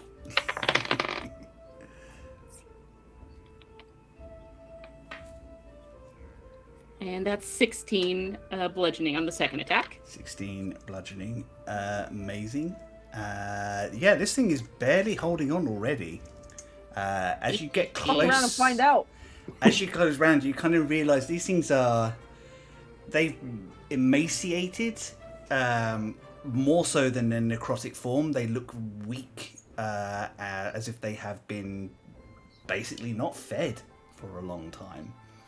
Oh no. Nice. You Hungry. cool. That will make it Toby. Your go.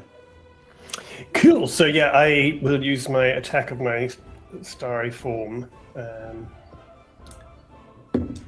That's a 15 to hit. 15 will hit. Hang on, 11. Oh no, I'm lying. 16. 16 will definitely hit. Yeah. Okay. I feel like 17. You might be pushing your luck a little bit, but Oh no, that's terrible. 6 points of radiant damage. 6 points of radiant damage. Which one are you firing at? I will fire at this one over here. Amazing. Top.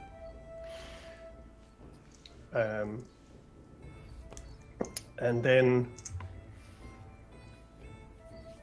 for my action,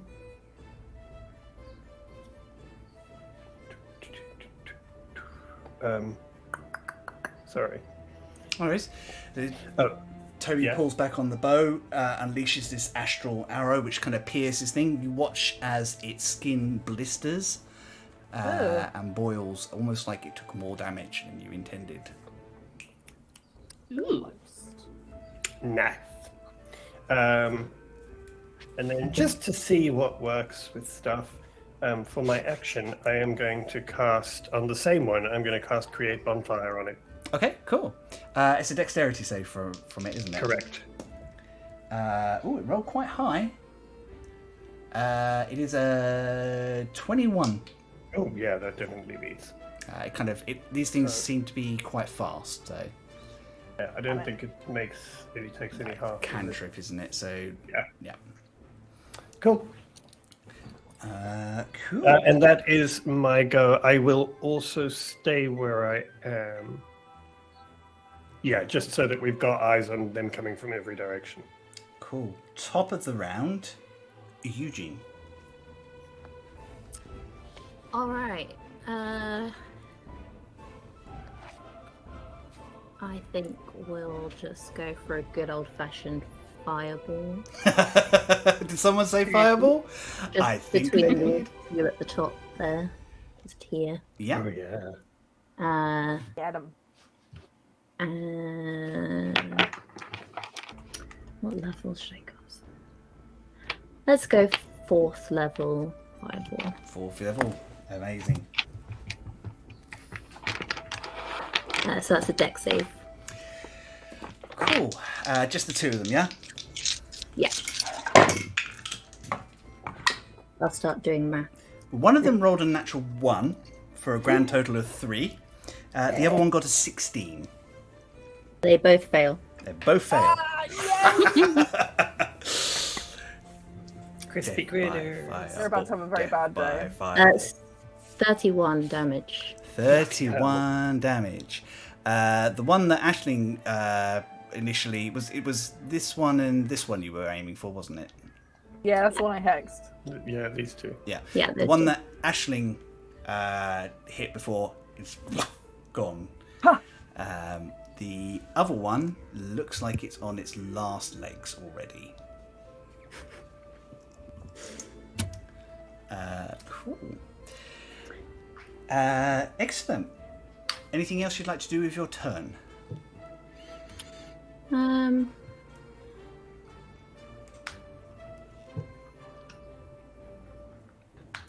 No, I think I am good. With a shriek, these things dive down and start moving towards each of you. This one will come at you, Eugene. This one will come at you, Aisling. And these two will come at the glowing figure. Uh-oh. Oh no, Sparkle Cat! Cool. So, against Bruni to start with, they will both try and claw at you, which is a 17 and a 21 to hit. Both hit. Okie dokie. Doing your raging, so this is halved. So that's 9 slashing damage on the first one, and 13 slashing damage on the second one. Is that already halved, or is that the total? That's the total, sorry. So 9, 13, 22, 11. 11 in 11 total? Yeah. Cool. Nice. And their claws stick into you and they pull themselves onto you. You are now grappled.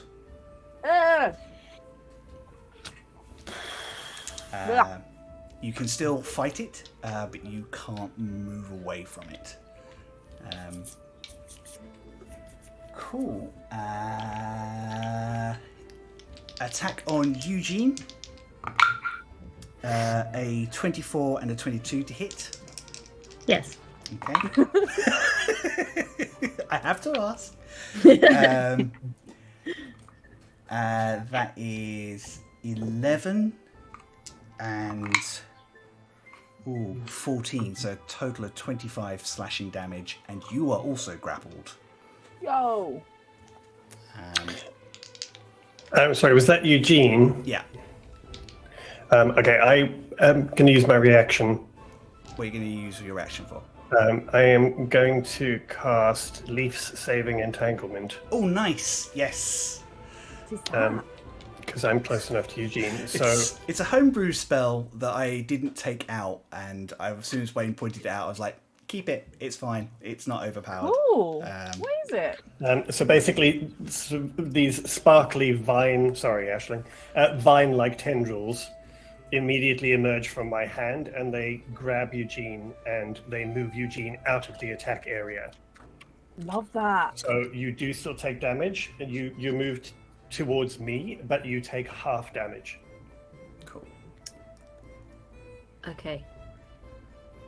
So it counts I as can't remember how much two different damage. attacks. So it'll be off the second one, which was 14. So you regain 7 hit points, Okay. and you're not grappled.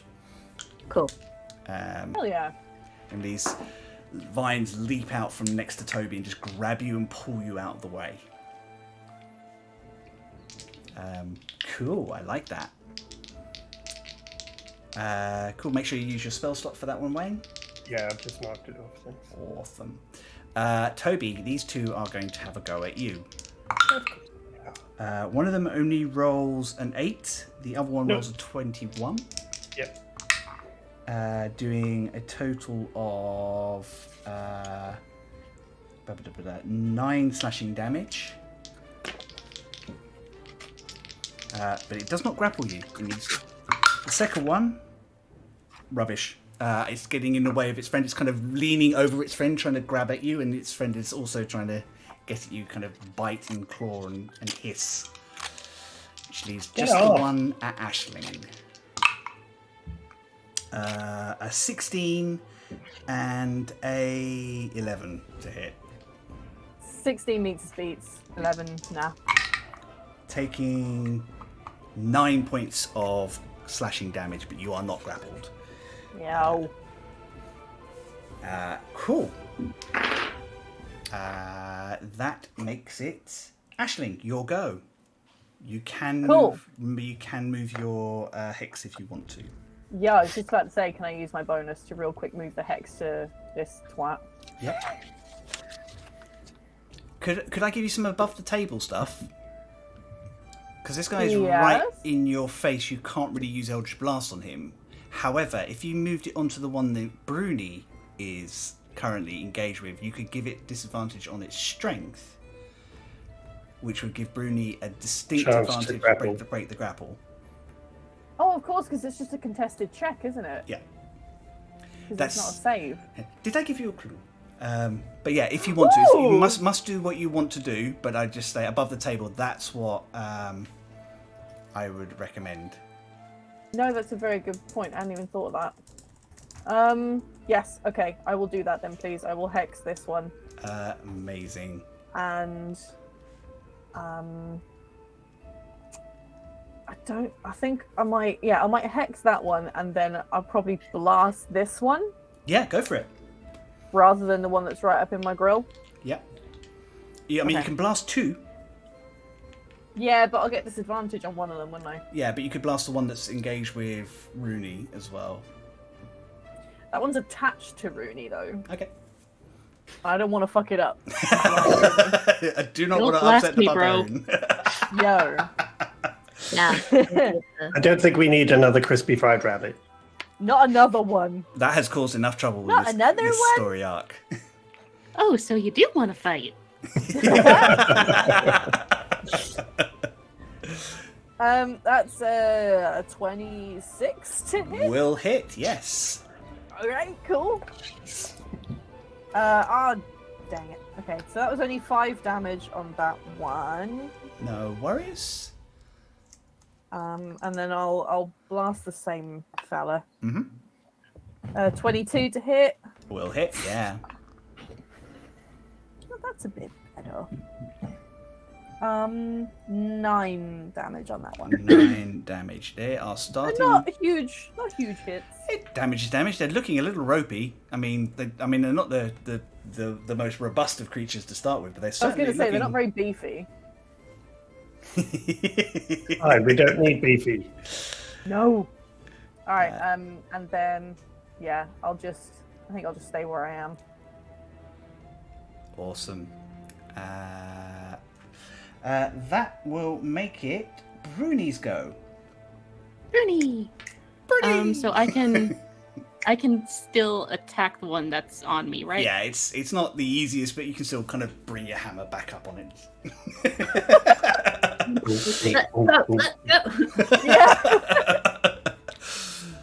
Yeah, I'm gonna give it this sort of crazed rage grin and say, I'm not stuck with you, you're stuck with me. And I'm gonna do a reckless attack on this guy. Amazing. I love a reckless. That's a mushroom on this dice, so that's a natural 20. Fucking Awesome. get 'em. Oh my god. All right, so what's the rules for You criticals here? max your initial damage, and then you roll a dice on top of that. We go crunchy. Plus Bruni gets brutal criticals, so that's like an extra dice there. Oh, he is Although this one is like- definitely going to regret being stuck with you. But that, I mean, yep. See, you... I'm looking forward to this. This is going to hurt. I like how long it's taking to work out the damage. I know. That's always a good sign. Toby, you're up next, by the way. Okay.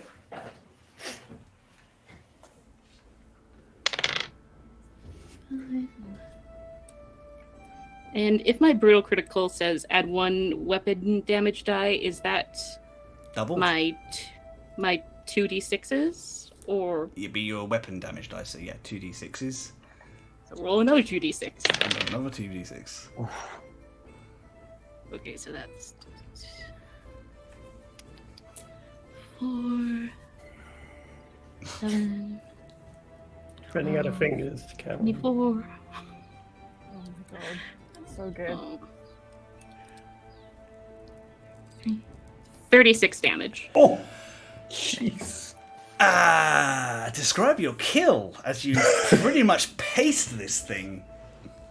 I think she sort of wedges her hammer between herself and that thing and just like slams both of them right into the wall. Yo. And now that she's not grappled, she's gonna hop, hop, hop, hop, hop, and do her second attack against this guy. Hoppity, hoppity, hoppity, smash!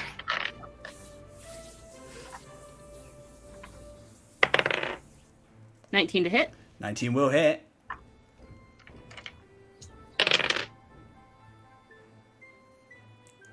$12 damage. Fantastic.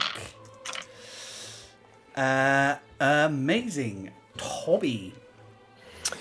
So Toby, for my bonus action, I'm going to attack with my starry form again.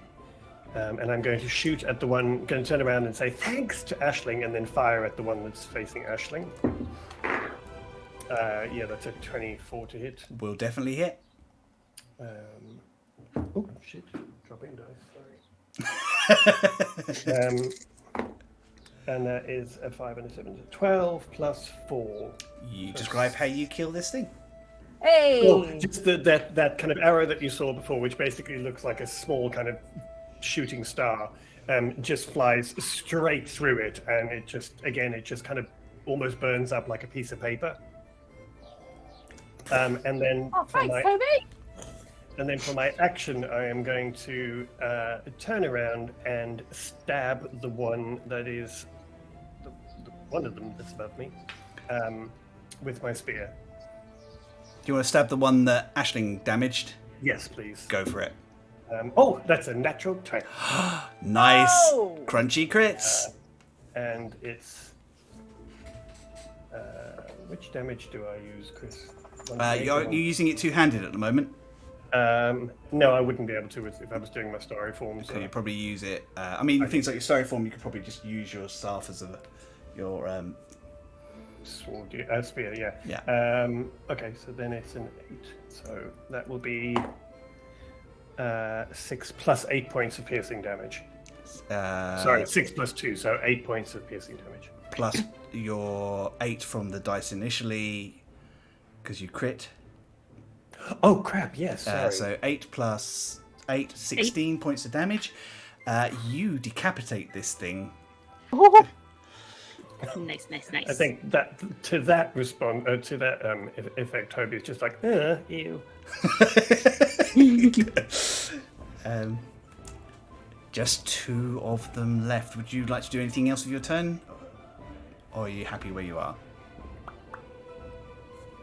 No, I'm just going to stay where I am next to Eugene and this dude. Amazing.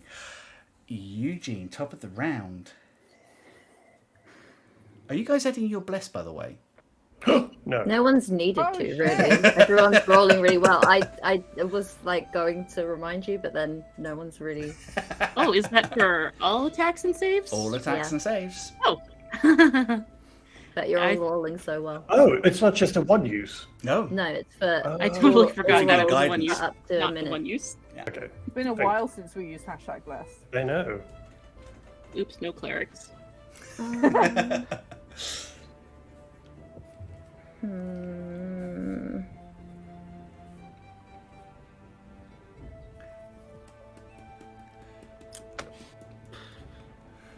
What you thinking? I don't know. There's not really a lot I can do in this position. So the one in front of Bruni looks like he's taking some damage. The one in front of Toby is looking unhurt. Yeah, nothing wrong with a little firebolt. Stab it with the dagger. We've got 8 daggers that you've got on you now. Just the one dagger, actually. Just the one swan, actually. Just one dagger and one pistol, like everyone else. I can't find the spell I want. Sorry, everyone. That's no problem. That's cool. Cool. It's the gaunt ones after you. They look panicked. Gold ones. So I'm going to roll for them just I feel like I'm back in supermodel 80s. The gaunt ones. Roll for panic. Okay, that's fine. Could I actually hold my action? What would you like to hold for? I'd like to hold for if anyone becomes grappled. Nice. Yeah. Cool. What are you holding? Are you holding a spell? Yes. Okie dokie. So you hold the Eldritch Energy just ready. Cool. It is their turn. With a shriek, they watch as so many of their comrades are cut down quickly.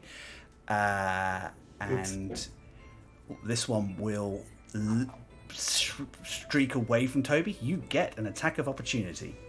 Aha! You love to see it. What do I add, Chris? This is normal attack. With my spear. Yeah, So that would be only a 13. a 13. Does Don't not hit. forget. Bless. Oh, bless. Bless. Blessed. You are blessed. #blessed. Hashtag blessed. Plus 3, so 16. That will hit. Hey! Yay. So that hits, yes? Yep. Okay, cool. And that would be 6 plus 2, 8 points of damage. 8 points of damage. You stab this thing in the shoulder as it like skitters away from you. It uses its full speed to leave.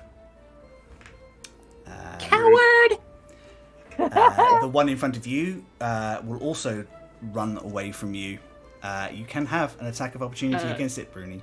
Squish it, Rudy, squish Splat it! it. Splat it. 5, 6. That's another one natural 20. For real? Yeah, come back here. Yeah, get back here, buddy. Come back here. Don't you think you're getting away? Rooney ain't messing. All right. Do all the damage. Yeah, that other one looks like it's heading straight into the cathedral at speed. Yeah, this feels fair for all the natural ones I've also rolled. Oh, yeah. You know, give and we take. With the dice taketh away. Exactly.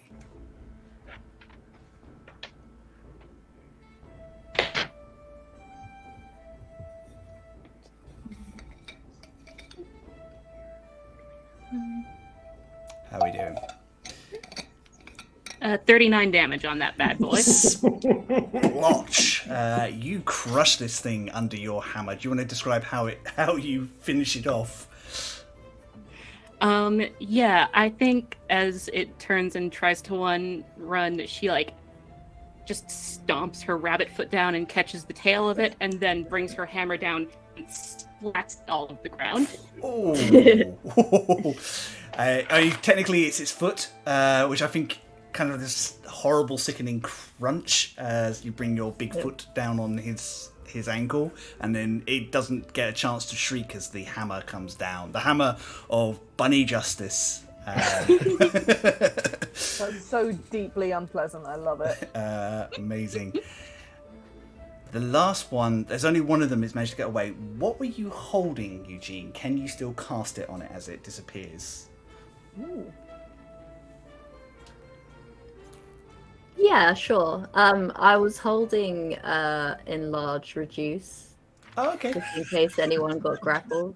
I was gonna enlarge them, but Tiny little ghost running away. right, yeah, can I reduce it? Yeah, as it disappears. Yeah, I think you just have to shift your focus onto this thing, and it just shrinks and half its size.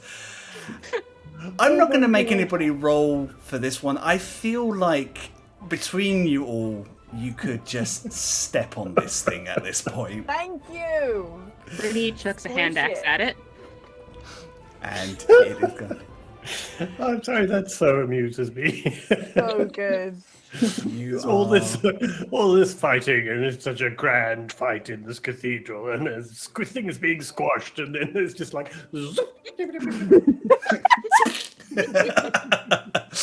You reduce this thing down and just crush it underfoot, leaving you in the cathedral entrance quiet. Oh my gosh, guys, that was so fun. Went all Think right, there's didn't more? it? Yeah. Whew. I think there's don't more think of them that's for us to fight. the big bad guy, though. No, no, I can't imagine. No, no. There's gonna Can be a I- bigger fight. Oh, yeah. Oh yeah.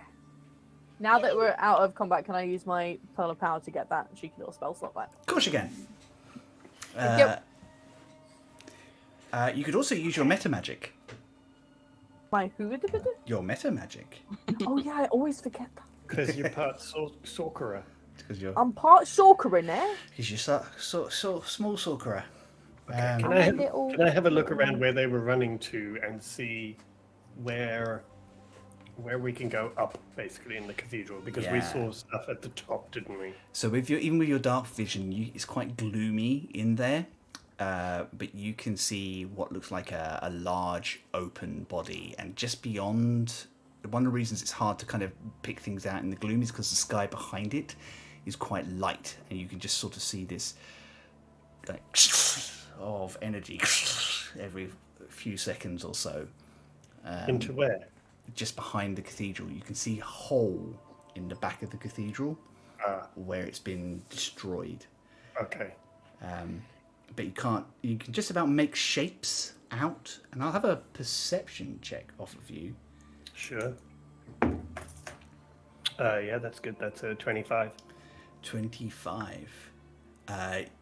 You wait until the flashes in light, letting your natural vision adjust, and you can just about make out a large humanoid form standing on what is left of a dais in front of something crystalline. Inside the crystal appears to be a second humanoid form and a large sword embedded in the stonework of the dais. There it is. Okay. I'm just going to just relay that and just say, I think we found it. Everybody better get ready. Oh shit. Yeah, there's some shit happening that way, and excuse my language. And then there's also, I think I saw the sword, but there's also somebody in like crystal or something. So Maybe that's our You think lad. it's Mr. Diligence? Yeah. yeah, I think I don't know. I mean, stuff's really weird here. It could be anyone. Could be someone stuck in a chair again. Oh God. Maybe he I lied. was like, I That's mean, why he was his an- shield is still up. He was a delight, but that was disgusting. Right, is everybody ready? Shall we do this? Let's do this. Do we have a plan? Are we just walking up there? Are we going to try and sneak? I mean, do we normally have a plan? Can we sneak up on this? If those things already attacked us, will they know we're here? Yeah, I think they kind of know we're here. I mean, the fireball made a bit of noise. Yeah, That's true. I mean, we can still try, but I think, well, to be honest, I don't know if there's any way to prepare for this one. They're just weird.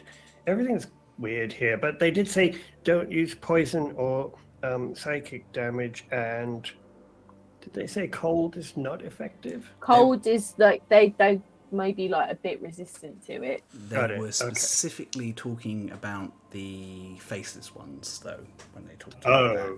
Oh, I see. Okay. Because you were asking about fighting those when you asked for information. So.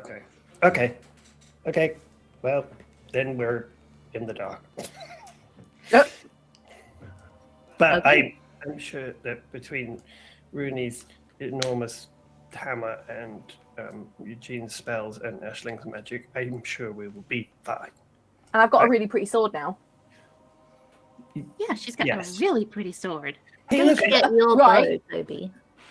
What? Did you guys Don't hear forget it? about you and your bow. Well, yeah, I know, but anyway, I'm sure we'll be fine. We will, right? Did you hear the sword make a pretty noise when I did it? Yeah, it was like a bell ringing or something. Yeah. How cool is that? That was really cute. It's kind of deceptive because it's really pretty and then they die. Uh-huh. Okay. Right, should we try and sneak up then and just see maybe we can? Yeah, I guess worth a try. Okay. What sort of cover or what does it look like when we leading up to there? Looks like an open ruin of a cathedral. There are Wonderful. fallen pillars and broken pieces of wall that you can probably try and hide in. Okay. Sounds like a paintball arena. Yeah. Lots of low walls. It'd be brilliant for like an Xbox shooter game. Yeah. I'm going to try and just sneak forward. Just keeping. I want to keep my sort of my perceptions up till I get any clue whatsoever of whether this thing actually knows we're coming or not. Yeah, absolutely. Right, so roll me stealth check. Those of you who are trying to stealth. Well, it's a check, so we get to do it. Oh wait, are we out of #blessed yet? You are still blessed, I think. Ooh. Hey. That's for saves, though. The #blessed is the skill Just set attach as well, isn't them. it? Attack rolls or saving throws. Yeah. Oh, You is are that right. it? Yeah, because you I got a nat 20, so And it's only a minute, so Oh, I like- don't think it. But we Oh, can okay. use the D6 from the bed if you want to. Yeah. that's true, yeah. Okay, cool. Stealth, yes. Yeah. Okay. Unnatural 20 for me. Ooh. I got a nat 20 plus 2, so 22. Holy crap. I'm using my D6, so I got a 15 total. 15 total. I have some good news and some bad news. The good news is you are very, very, very quiet as a group. But they're straight up watching us. Yeah, do the it. bad news is it doesn't matter. Oh, for fuck's sake! Come on. Rude! The bad news is I rolled a natural 20 for them as well. So did I! And their their perception is horrible. Haha. Did anyone roll higher than a 27? No. Then they see you coming, I'm afraid. They are on the steps, leaning on this like long hooked sword, and they have a sort of this big, like red dragonborn with like these kind of slight necrotic flakes around the scales and deep black eyes that every once in a while just with a flame. And they're leaning on this crooked, nasty-looking sword, and their eyes are set on all of you as you come in with this smirk. Oh. More souls, I see. Or do you intend to bend knee to the true dragon god of this world? Ah. No, right? Right? Yeah. No? Rooney just smacks her hammer against one of the pillars in a show of bravado. Not so scary, you know. I faced bigger guys than you, and I only lost half an ear. Yeah. Yeah. He pulls out his sword. Come then, little champions. Your blood might sate my hunger. Oh, he's one of those. Okay, so we'll roll a fresh round of initiative. God. Oh, okay, yeah, good. We're back to usual. Oh. Okay, bitch. Did you have your moment and now it's done, Theo? Yeah, that's it. That's it. Oh Okay. no. At least I have time to think. Awesome. So here we go. Second round of lot of combat this episode. Did anyone get higher than a 20? Yo, What'd you get? 24. 24. Whoa. Nice. Amazing. Anyone else, or is that it? Okay. Anyone get higher than a 15? Yeah, 16. 16. So that's Toby 18. and an 18 from Aisling. Yeah. 15 for Toby. And what did you get, Eugene? 7. 7. Eugene, not the number. Right, the name, not the number, Chris. It helps. 7 got a Eugene. 7, it's your go. You get to use your Eugene now. Top of the round is Bruni. You may go first. I'm just going to shrink this map down for our viewers at home. Bear with me. Just so they can see more clearly what we are dealing with. Squish, squish, squish, squish, squish, squish. Death by bun bun. Death by what? Bun bun. All right. Obviously, first action is, or bonus action, Bruni is gonna rage. Amazing. How long And does your I rage last? Oh, it kind of goes if you're not attacking things, doesn't it? Yeah. Okay, So the last one went away after Mm-hmm. the combat stopped. But it's okay. She has a few of those. And then she's gonna 1, 2, 3, 4, 5, 6, 7, 8. Yep, she can just get there, and she's gonna unleash 2 attacks of Bunny Fury on him. Bunny Fury! Amazing. First attack, I'm making reckless. Yep.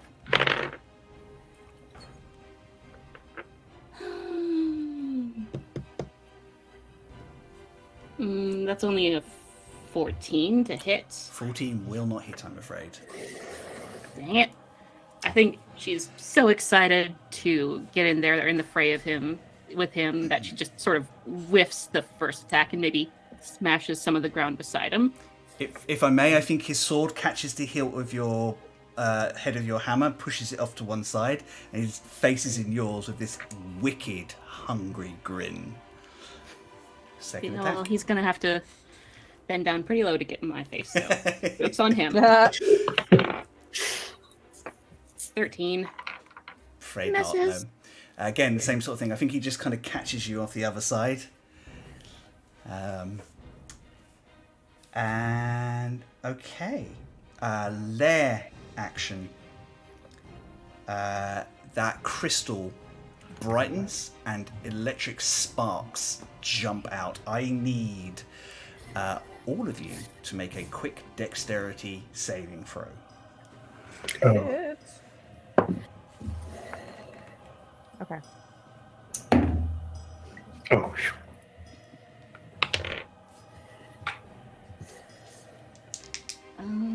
Let's see. That was a fail, but I get to reroll 1 fail You do. per rage. Sure. That's a 16. 16. Okie dokie. DC is 15. So anyone not roll a 15? Yeah, I rolled a 12. A 12. Okay. So everyone who succeeded, you take 4 lightning damage and 3 necrotic damage. As kind of feel this thing. Eugene, you take 8 lightning damage and 6 necrotic damage. As this spark kind of just jolts into you.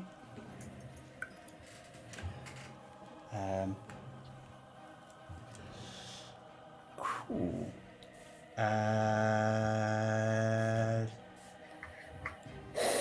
That will make it his go.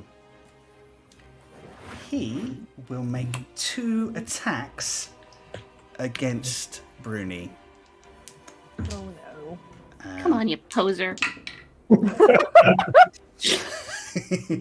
That's a 15 and a... Oh, only a 17 to hit. The 15 misses. Amazing.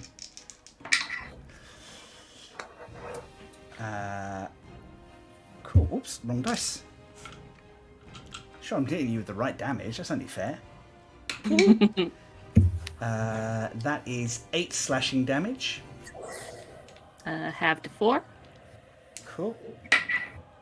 And 3 necrotic. I eat necrotic for breakfast.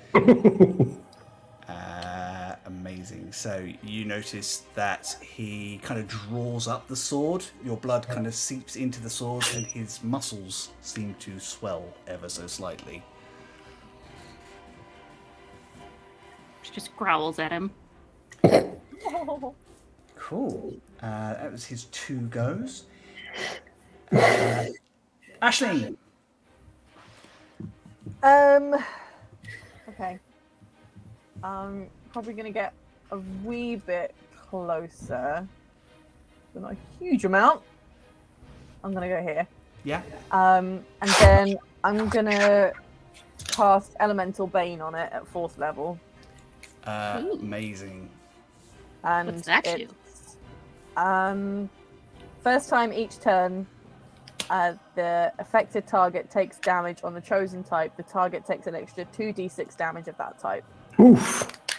So, and it loses all resistance to that damage type until the spell ends, and it's up to a minute. That So, is Nice. cool. Yeah, you have to remember that one for me, because that's a lot of information for me to take in.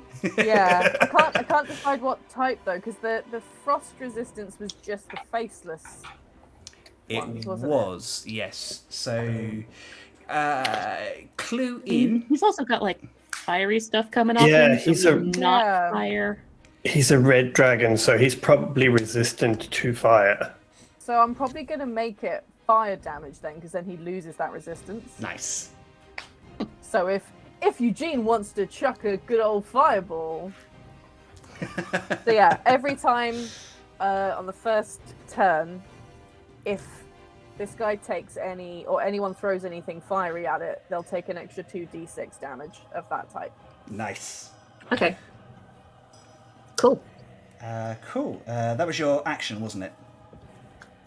Yes. I think your hex is still up, by the way, if you Oh, want really? to move it onto him. Shit, hold on, let me have a quick look. Did it last an hour? It is concentration though, and so is Elemental Bane. Okay, so that would have fallen immediately upon casting Elemental Bane. Yeah. Bane. So Blame. I want to keep the Bane up rather than the Hex because it'll do more damage. So That seems sensible. I will leave it at that. That is fine. Cool. Good go. That makes it Toby. Okay, Toby is. Where am I? There, I can do that. Yeah, so Toby's going to just immediately make an attack with the starry form. Yeah. So let's do that one first. So that's a 19 to hit, 19 hits. Oh, thank God. and that is a 6 and a 2, so 8 plus 4, so 12 points of radiant damage. Nice. And Does then that look like it sinks in? Yeah. Hard to say. Looks fairly normal. Okay. okay, yeah, okay. So Toby is going to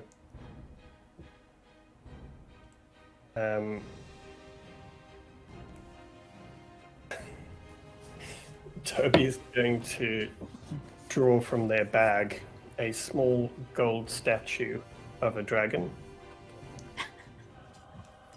And Toby just quietly under their voice just says, "How about some of your own medicine?" And I'm going to cast Summon Draconic Spirit. Ooh. Yes. I have a Nice. token for this. I do. Well, let's find a. You'd love to see it. And I am going to conjure a...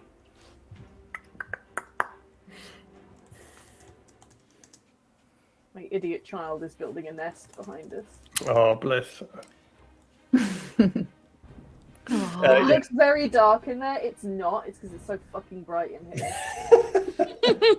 What are you conjuring, Wayne? A Sorry. chromatic dragon, so I am going to conjure a red dragon. Awesome. I don't have a red dragon prepared. Sorry, I should have... No, it's fine. I That'll help. do. And I think it's large, this one, isn't it? Correct. Come on. Yep, and let me just give you full control. Thank you. What now, Keenan and Kel? What are you going to do about it now? Cool. So you should be able to move that around freely now, so you can put it where you need to. Awesome. I'm just checking when it goes. Okay, it takes its turn immediately after mine. Yeah. Okay. Cool. So there is now, as I say this, there is a large red, very sparkly, kind of looks like basically made of a like a red star nebula, in the shape of a dragon. And I am, yeah, it's going to take its attack directly after mine then. Amazing. Like, when Aisling sees it, she will sort of look at Toby and be like, "Oh my god, watch out!" It's okay, it's with me.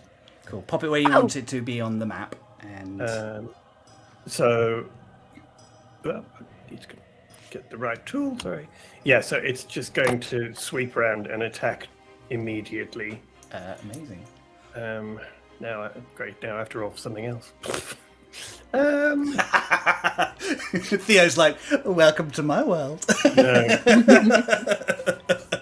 God, Domino 101. write it down as 4. Okay, so, no, that can't be right. Wow, that is. Sorry. It's a relatively strong creature, from what I remember. No, Yeah, you're it fine. is. Okay, so it's going to make 2 rend attacks. Yep. Yeah. So that's a 16. It doesn't say what I add for it, Chris. Sorry. Hang on. Let me look the spell up for a second. Spell attack modifier to hit. Okay, fine. Yeah. Which is a +4. So that's an unnatural 20 to hit, Yep. and on the second one, a natural 20 to hit. Oh, well, I mean, do what you need to do. Okay. So now I have to just figure out what these do. So it's not particularly huge damage for these, but the first one is 10 points of damage, of piercing damage. Yeah. And the second one is 6 plus 4 is 10 plus 8, so 18 points of piercing damage. 18 on top of that, so that is... And yeah. and it's going to, it just kind of almost draws up a little bit, and it's going to exhale a cone of breath weapon. Can it So do it's- all of those in the same turn? Yep, number Wow. of rend attacks equal to half the spell's level, and it uses breath weapon as its multi-attack. Oh, wow. Cool. That's Just sorry, a good reminder that its resistance to fire doesn't exist anymore. Him. Oh, Yeah, and it's got to make, he's got to make a dexterity saving throw. yeah. Ash, just have a look. Natural 20. Oh fuck. Okay, I am going to use my woe. Cool. Roll your woe. Whoa. Whoa. 6. Whoa. So it's 20 minus 6. No, it would be 22 minus 6, which is 16. Okay. Does that beat your spell modifier? Bear with.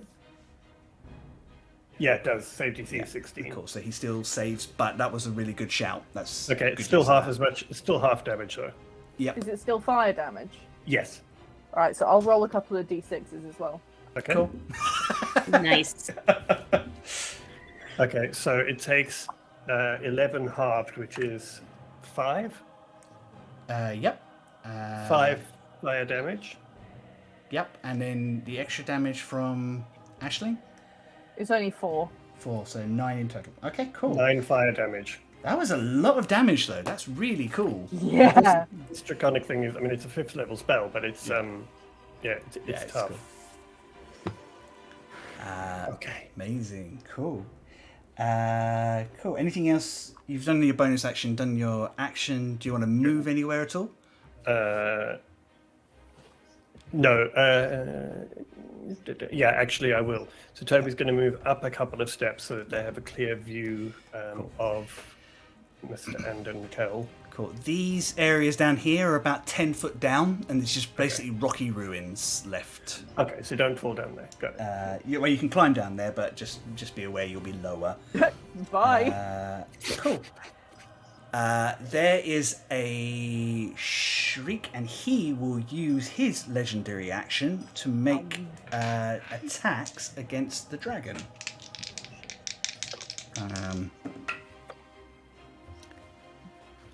Cool. With a 18 to hit. Does not hit. Does not hit. Nope.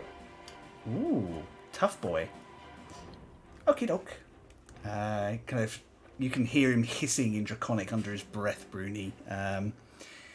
Awesome. That. Does she recognize anything from any Draconic she's picked up from Neves? He's just swearing at the fact that he's having a shit 5 minutes. Yeah, and I mean, definitely the first thing Bruni would have asked Neves to teach her is the Draconic swears. Amazing. Cool. I gather that would be Eugene's go. Okay, Eugene will cast Black Tentacles. Ooh. You cast this before, didn't you? It's really good. Yeah. Oh no, I don't want that there. Actually going to change... Sorry, whilst you figure that out, I'm just going to change Toby's token because I've just found something that's a bit better. Is Black Tentacles the one that you used? Before, isn't it? Is it a save or? It is. So, in the 20-foot cube, 20-foot square on the ground, black tentacles come out of like little purple portals, and any creature that starts its turn there, or for the first time on a turn, has to succeed on a dex save or take 3d6 bludgeoning damage and be restrained. And any time that it starts its turn in that area, it will take 3d6. Ooh. Oh. Okay, that's the save. He saved that particular time. But he still takes half damage, so have at him. Doesn't he? Don't think so. Okay. Just says must succeed on a dex save or take 3d6 Okay. Okay. and be restrained. But it will happen again next turn. Amazing. Cool. That will make it. Is there anything else you'd like to do with your turn? Oh yeah, I did want to move just a little bit, just Cool. sort of where Toby Just is. a smidge. Yeah. Amazing. So, Aisling is 1, Bruni is 2, Eugene is 3, Toby is 4. It's Eugene. Eugene, you hear in your head, "Get to the sword. I can help you if you can get to the sword." Where the fuck is the sword? You In can Big the crystal. crystal thing. you can see Oh, it you said- wedged here. It was embedded In in the stone. Okay. Yes, I can do that. Yeah, you can fucking. the. Wait, are you going to turn into King the Arthur. king? Yeah. Thanks. King Eugene. Bruni, your go. It's got a ring to it. Eugene, wasn't it? So, anyway, I think we had a King Eugene at one I point. think so. Got a nice ring to it. And I'm assuming Eugene is keeping that to himself for now. Possibly. I mean, you're pretty far away from me. It's not his go, so he can't really talk to you about it. Okay. So Bruni just gonna do what she gonna do, and she's gonna do it recklessly. First Of attack. course. 24 to hit. 24 to hit. 24 will hit. All right. Let's go.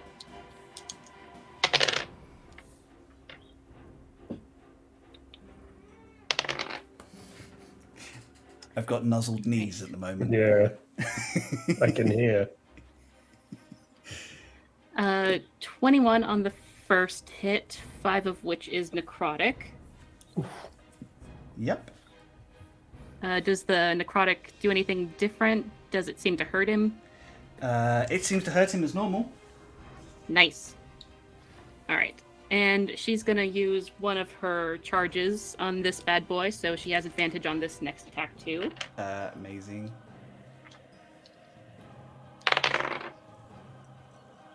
Say hi to Chris. That's another 24 to hit. Oof. Oh, he's holding a cat. Yeah, that will hit. Cool. Wait, here. That's 17 damage on the regular attack. And then it explodes with the radiant damage, and he takes the full 4d6. Amazing. Love that hammer.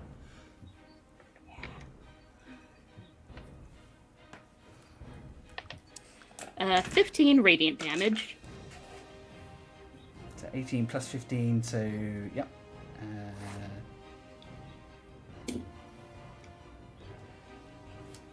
Fantastic. Yeah, she feels like she's going into a full-on frenzy here. She is fighting another opponent who has weapons and attacks and is like ready for a challenge. She is loving this. Cool. That's very cool. Right. Lair action. Everybody make a dexterity saving throw, please. Oops. Okay.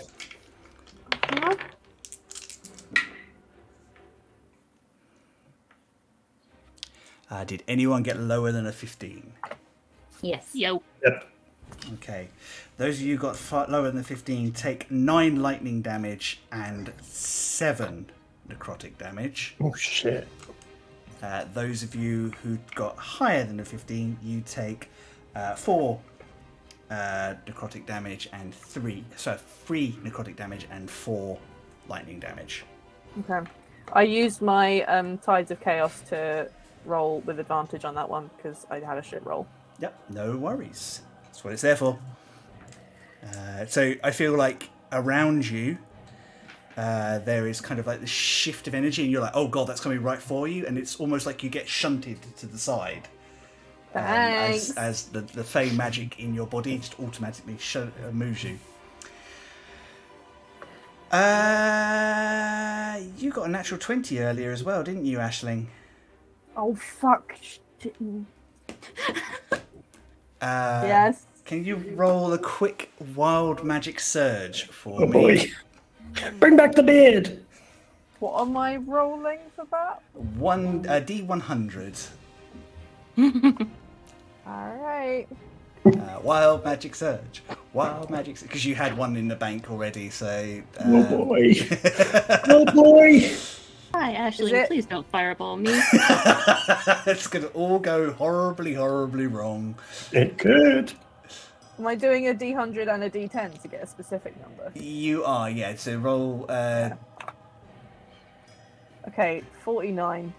Cool. I am just finding the table. Please bear with me, listeners.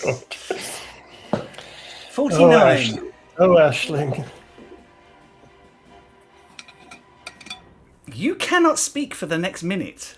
Whenever you Oh, try, everyone's going to have a great time. whenever you try, pink bubbles float out of your mouth.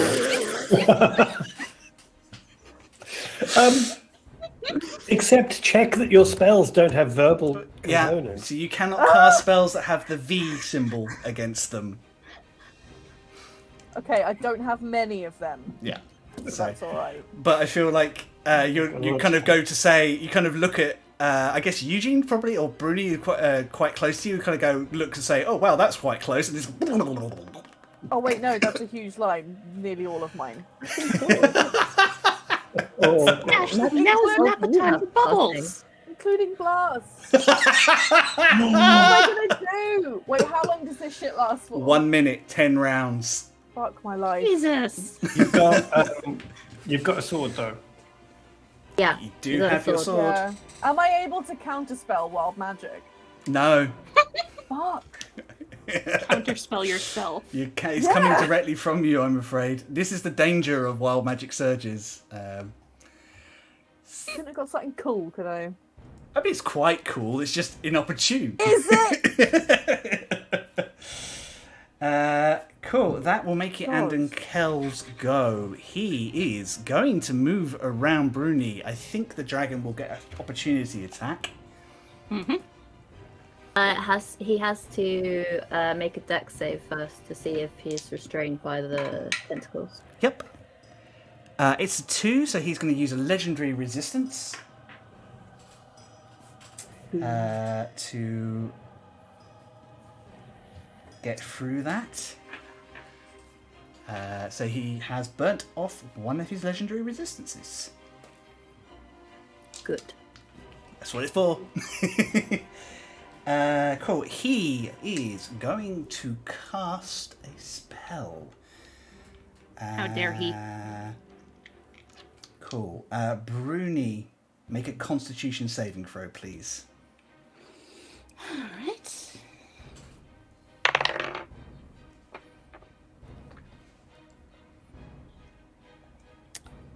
16. 16. What is his DC? Okay, you save, so you take half. You take 25 points of necrotic damage as these, out of the stonework, these reeds kind of jump into your body and start draining the life force out of you. Oh, God. And 25 is the total, not the half? That's the halved. Jesus. 25 is the halved. Wow. You notice he's looking a little better. That's not nice. Amazing. How are we doing on? Yep. That is his action. That make it Toby's go. Okay, so having... where am I? Yeah, so I guess I would have seen Aisling spouting pink bubbles. Yep. Okay, so I am going to... first of all, as my bonus action, I'm going to take my attack with my starry form. So I'm going to shoot another starry arrow at them. Yep, no worries. And that is... He says, looking frantically for his things. Come on. 11 plus 8. So 19 to hit. 19 will hit, yes. Okay. And that is 8, 9, 10, 11 plus 4. 15 points of radiant damage. He takes it like a trooper. Does it look like it's doing damage, or It's is it damaging. Yeah, it's all damaging normal. That's fine. Just yeah. because I would be looking for that. And then for my action, I am going to look at Aisling and say, Ashling, I don't think now's the time. And I'm going to cast Dispel Magic on Ashling. Will it blend? Will it blend? Will it blend? I think we'll have a spell attack as if you're casting against a higher level spell for this one. Okay, let me see. And Ashling, what's your spell DC? 15 or 16, isn't it? 17. 17. Okay. And what do Ashling, tell Alabaster to lower do the I firewall. add my spell modifier? Yeah. You add your spell modifier, yeah. Okay, so that's an 18 plus 4. In this instance, I'm not sure entirely certain that's how it's supposed to work, but in this instance, it works. You kind of, and the last bubble comes out with, as it comes out, it goes, fuck. I think Toby's just like, Hey. I'm sorry, but we kind of need you. Because Toby still thinks that was Ashling having fun. No, I wasn't doing it on purpose.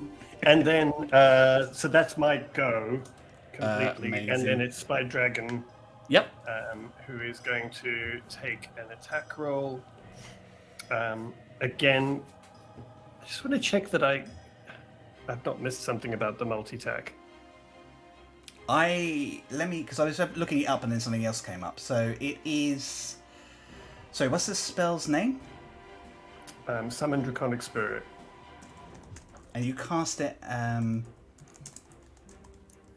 cast it at 5th level, so it doesn't get the extra bonus of the 6th level, but it's. Multi-attack. Dragon makes a number of rend attacks equal to half the spell's level, rounded down, and it uses its breath weapon. So half the level is rounded down is 2, and then it uses its breath weapon. So that's fine. Okay, so I was right. Okay, so it's going to do the same thing again. So spell attack modifier to hit on the rend. Yep. So that's an 11 plus 4, so 15. 15 will not hit. Okay, and then the second one is a natural 20 for a 24. 24, that will hit. Okay, so that's only unfortunately not huge amounts of damage with the rend, but it's 3 plus 4 is 7 plus 6 and 4 is 10, so 17 piercing damage with the rend. 17 piercing damage. And then with the breath weapon, I need them to make a dexterity saving throw again, please. Yes. Is it still fire? Because I'll get a It's couple of these. It is. 4. It's 4. Okay, so Legendary resistance to succeed. okay, so it'll take half. 6 and a 5, so that's 11. So half of that is 5 plus There's an extra 5. plus 5, so 10 fire damage. It's looking rough. Really rough. Yeah, I think Toby is kind of under a sudden realization that actually if we don't finish them quickly, they could do a lot of damage. Having seen some of the damage hits that they've just done. Yep. After Toby comes Eugene. Alrighty. Eugene. Sorry to interrupt, Eugene, but would the dragon have had to roll for the tendrils? No, because they're on the ground. Oh, okay. I assume the dragon is in the air. Yeah. Yeah.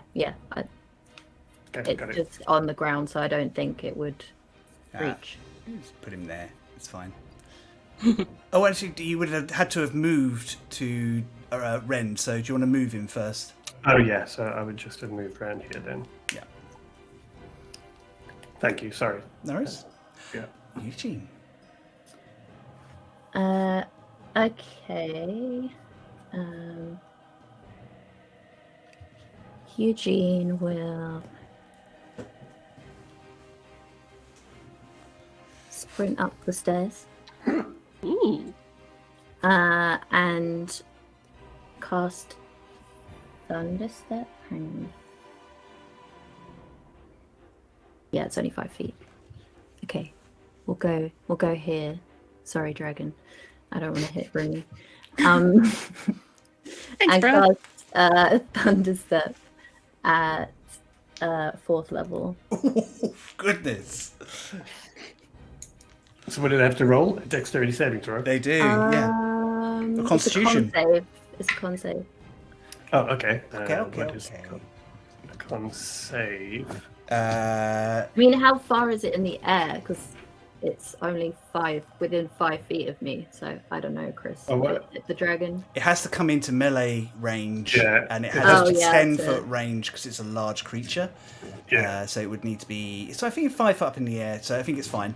Do you think it's okay? I think it's fine. I think it's allowable. Hey, It has a broader reach than Eugene's spell does. So Okay. he your call. rolled a 19. Okay, so that's a save, so half damage.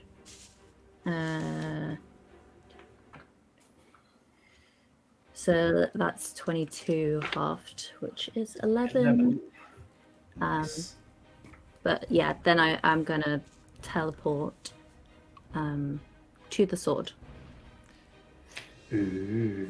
In the stone, you see a silver and gold-hilted blade, a longsword that looks like it is carved around the long fang of a large dragon. It softly glows with its gentle light. Do you touch it? Yeah. You place your hand upon it and you hear a crack in the crystal behind you. The form inside it kind of shifts ever so slightly. And as you look back, you see that there is another hand on top of yours and a tall, muscular tiefling with long ram horns wearing plate mail is smiling down at you. Thank you. creep into the gym. You're welcome. Theo's wounds. Yeah, there's always New boyfriend time? thing, isn't there? He puts his hand around the sword and pulls it out. And as it does, it shifts, and the blade seems to have these crystalline crystalline ice springs from it, forming a much longer blade. The hilt doubles in length, and he takes it as a great sword. Bring him down. Did his sword just grow in length? It did. On side of Eugene. I mean, If your friends can bring him low, I can stop him from getting back up. Okay. Yeah. I don't have any actions left to yell at you. I feel like you can. We'll allow a. Oi! Get him down, if you wish. You heard the man. It's always a free action to oi. so having known Eugene this long, I don't think it would be an oi. I think it would probably be more like a what he said. If you get the chance. If it's not too much trouble. You're not busy right now. Bruni. He's going to take one of his legendary action, and he's going to try and grab you. It is a natural 20 to hit. Fine. So 6 plus. Ooh. Okay, so that is 14 points of necrotic damage, which you see him draining back into himself. Grim. And it is your go.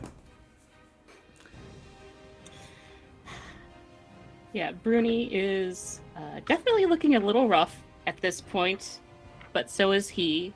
And we've got this big shiny ally, so she's gonna keep going at it recklessly if she can.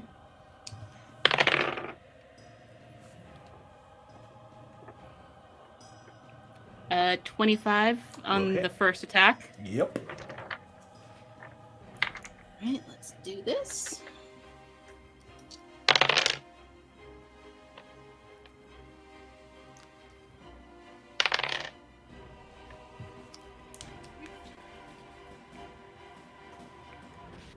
24 on her first attack. Nice. That definitely takes And back the damage she just drained off of you. And she's going to use another charge on her hammer to give herself advantage again. Mm-hmm.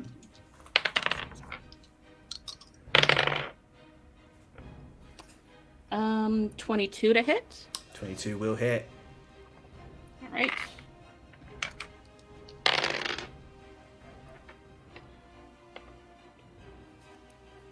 Uh, 17 on that second hit, and then it explodes with the radiant damage again. Hey guys, this is what it's like having a melee person on the team.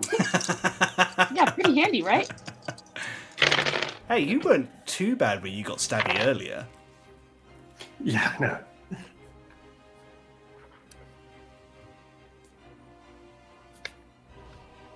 That's 20 radiant damage. 20 radiant damage. Rooney Runes, barbarian extraordinaire, hero of Malwind, now a ally of Parshkik's Chosen. Describe your kill. Yes!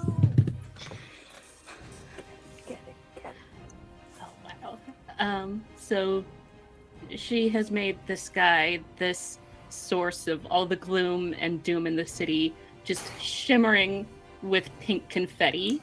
And as the final attack explodes with radiant damage, I think there's just like an explosion of light and maybe party popper sounds and confetti as she just brings the hammer down on this guy and lays him low, just crunched into the ground beneath him. That's so good. You She says, "This is for the Oblex." amazing. You smack your hammer down once, twice. There's an explosion of energy, and he is left twitching and unable to move. Grim. Fuck it up, hot tiefling. Oh, that's not the right place, but bear with me one second.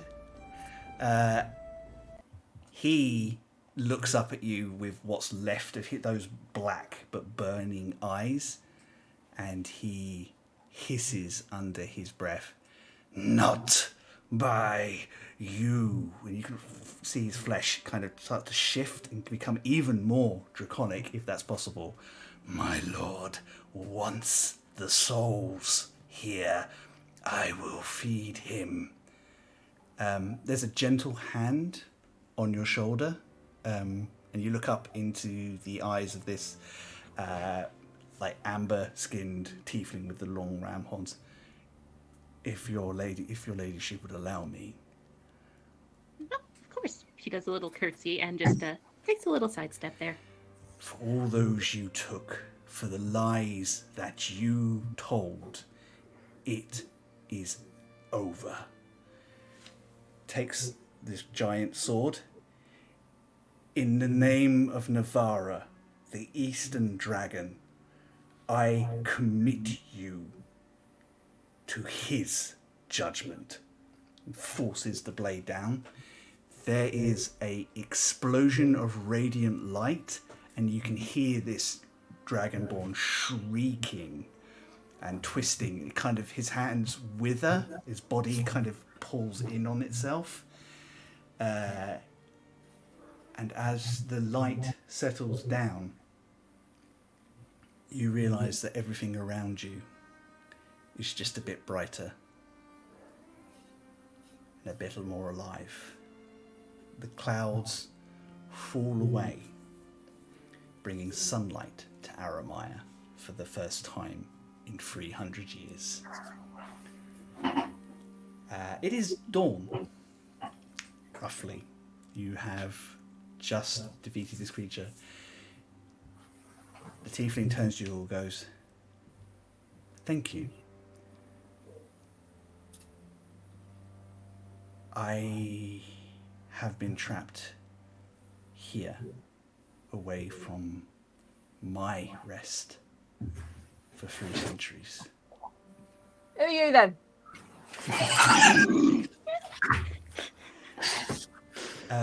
My name is Guiding Flame Diligence. You kind of do notice that Oh. he's ever so slightly transparent. Wait, you've been here all this time? Well, I've been dead for 300 years, but unable to pass over. Wait, you're a ghost? One that is fading. Oh. Sorry. Don't be. You did what none of the others could. You freed this island. For what it's worth, I have very little to offer you other than my blade, but if it will help you... Actually, that's great. That would be really lovely. Thanks. Yeah, great idea. But if it is not of use to you, I would like to see it returned to my church. No. We definitely could use it. Yeah. It's great. We're going to help a friend, so yeah, that'd be great. We'll return it afterwards, if that's okay. Mm-hmm. That seems well. I wish I had a chance to converse properly, and he kind of sees these light beams just kind of drifting off of him. Oh. But the magic that held me here is fading. Go Rest well. Be good. Champions of Arrowmire. You are left alone in this ruin of a church. The sword, the ice melts away into nothingness and just clatters to the floor. A normal longsword. Rooney picks it up. Is this what you needed, guys? Yeah. Yeah. I think so. I mean, if it's not, that's quite annoying. Yes. Yes, it really would be. Yeah. Well, I can carry it for now if none of y'all are strong enough to pick it up. But yeah, it looks like you got everything you need to get your friend back. Well, you got the finishing blow on old Kel over there, so you might as well, carry this on. What's happening in the city? I'm going to run to it, like to the wall that I can see out, and try and see what's going out. I'll go with, because I want to see as well. Sunlight is peeking through and touching the city for the first time. You can see its denizens kind of coming out and looking up. Those mimicked memories of the love of the sun. Oh, we need some SPF for those mimics. They have not got a lot of light lately. Mm-hmm. The shadows that grip the city, the faceless creatures that haunted it, are all gone. And just beyond the city, just for those with a slightly keener sense of sight, you can see your airship. God, I can actually see it. I think the city is free now. I think like people can reach it. If we can see the airship, that means that whatever was surrounding it has gone. Oh boy, this is going to be an interesting diplomatic mission to this place. Uh-huh. Well, it's a good thing you've got a diplomat on your team right now. Yeah, That's true. I'm great at diplomacy. Oh yeah, we do. Yep, Ambassador Bloomfield Booms at your service. Oh, Eugene, do you have any sendings left? I didn't prepare that spell today. I'm really sorry. Well, whenever you mess it up, maybe we can send a message to my friend Echo. He's real good at parties, and I think that he's going to use a real good party to cheer it up. Sorry, Rooney, you broke up a little bit there. Can you repeat that one for us? Yeah, I was just saying we could reach out to my friend Ted Bill, because they're real good at parties. I think they could liven this place right up. A real good location spot for everyone. Yeah, tomorrow morning I can send them a message. You do have a scroll of teleport, though. Oh yeah, to get I us do have a scroll to get back to where? To her, to your friends, Rooney, Brunhilde, rather. You can get To well. your friends. To be fair, Eugene, you can get back to the ship easy.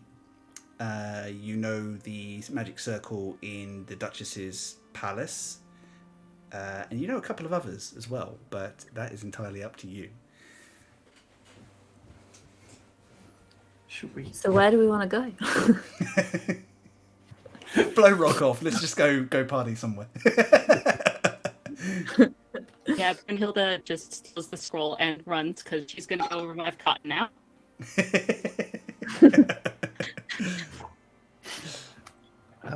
Well, I suppose we should go back with the sword if you've got things to do with it. Yeah, I mean, I don't think we need to do anything else here, really, do we? No, I think there's going to be a lot of stuff and questions asked about this, but I don't think it's things we really have anything to do with anymore. No, but we do. I mean, we should make sure that people don't immediately try and kill Arrowmire, you know? Well, Don't worry. we could I can speak to keep your... an eye on them. Yeah, and you're going to stay here? Or I might come back if it's more convenient because I don't know if anyone else knows I'm out here. But so I don't really want to be stranded. But you know, I am an ambassador. I can help keep this place safe, and then Neves can bring in new supplies, and Tedbill can throw a big party for everyone. Amazing. All right. Yeah, that sounds pretty good, to be honest. Yeah. You could make so much mashed potato. Wow. Yeah, there's so many potatoes around here. And nothing says party like mashed potato, right? Yeah. Yeah. Totally. Eugene, isn't your uncle also going to meet you somewhere? Yeah, where is he meeting us? He is bringing Rock's body Yeah, back to the he's bringing Duchess. his body. Yeah, I think Ooh. he is In a cooler bag. I was going to say, please be refrigerated. Yeah, don't worry. The druids have had him on ice. A couple of little blue ice packs from their lunch boxes. They've just been walking around Definitely. classic dental repose. Yeah. He's a Dragonborn on the rocks. Yeah. Oh. Ah! Good night, everybody. So, where would you like to teleport back to? I guess we'll teleport back to see the Duchess. Go straight back to the Duchess. The Duchess! What about our ship? Or is Duchess on the ship? Oh wait, our other Dragonborn friend is on the ship, right? Yeah. Well, dragon friend. Dragon friend, sorry, not Yeah. Dragon. I mean, the ship is pretty safe at the moment, but I know, but like... Well, we could let them know, I suppose. Okay, cool. Yeah, there's time for that later. We need to, we finally have the sword. Let's go. Yeah, before they get us to go and get something else. Yeah. Yeah, okay, alright, yeah, let's go. Let's go. Theo, I'd like you to roll Eugene's Arcana. Because obviously you're using a spell that you're not familiar, you haven't cast yet before.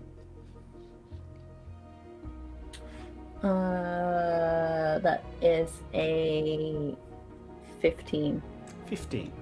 Okay. There is an element of risk. We're gonna end up in a wall, aren't we? Oh god. So We all end up in Neves' swimming pool.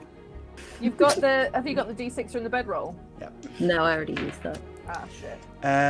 Okay. Well.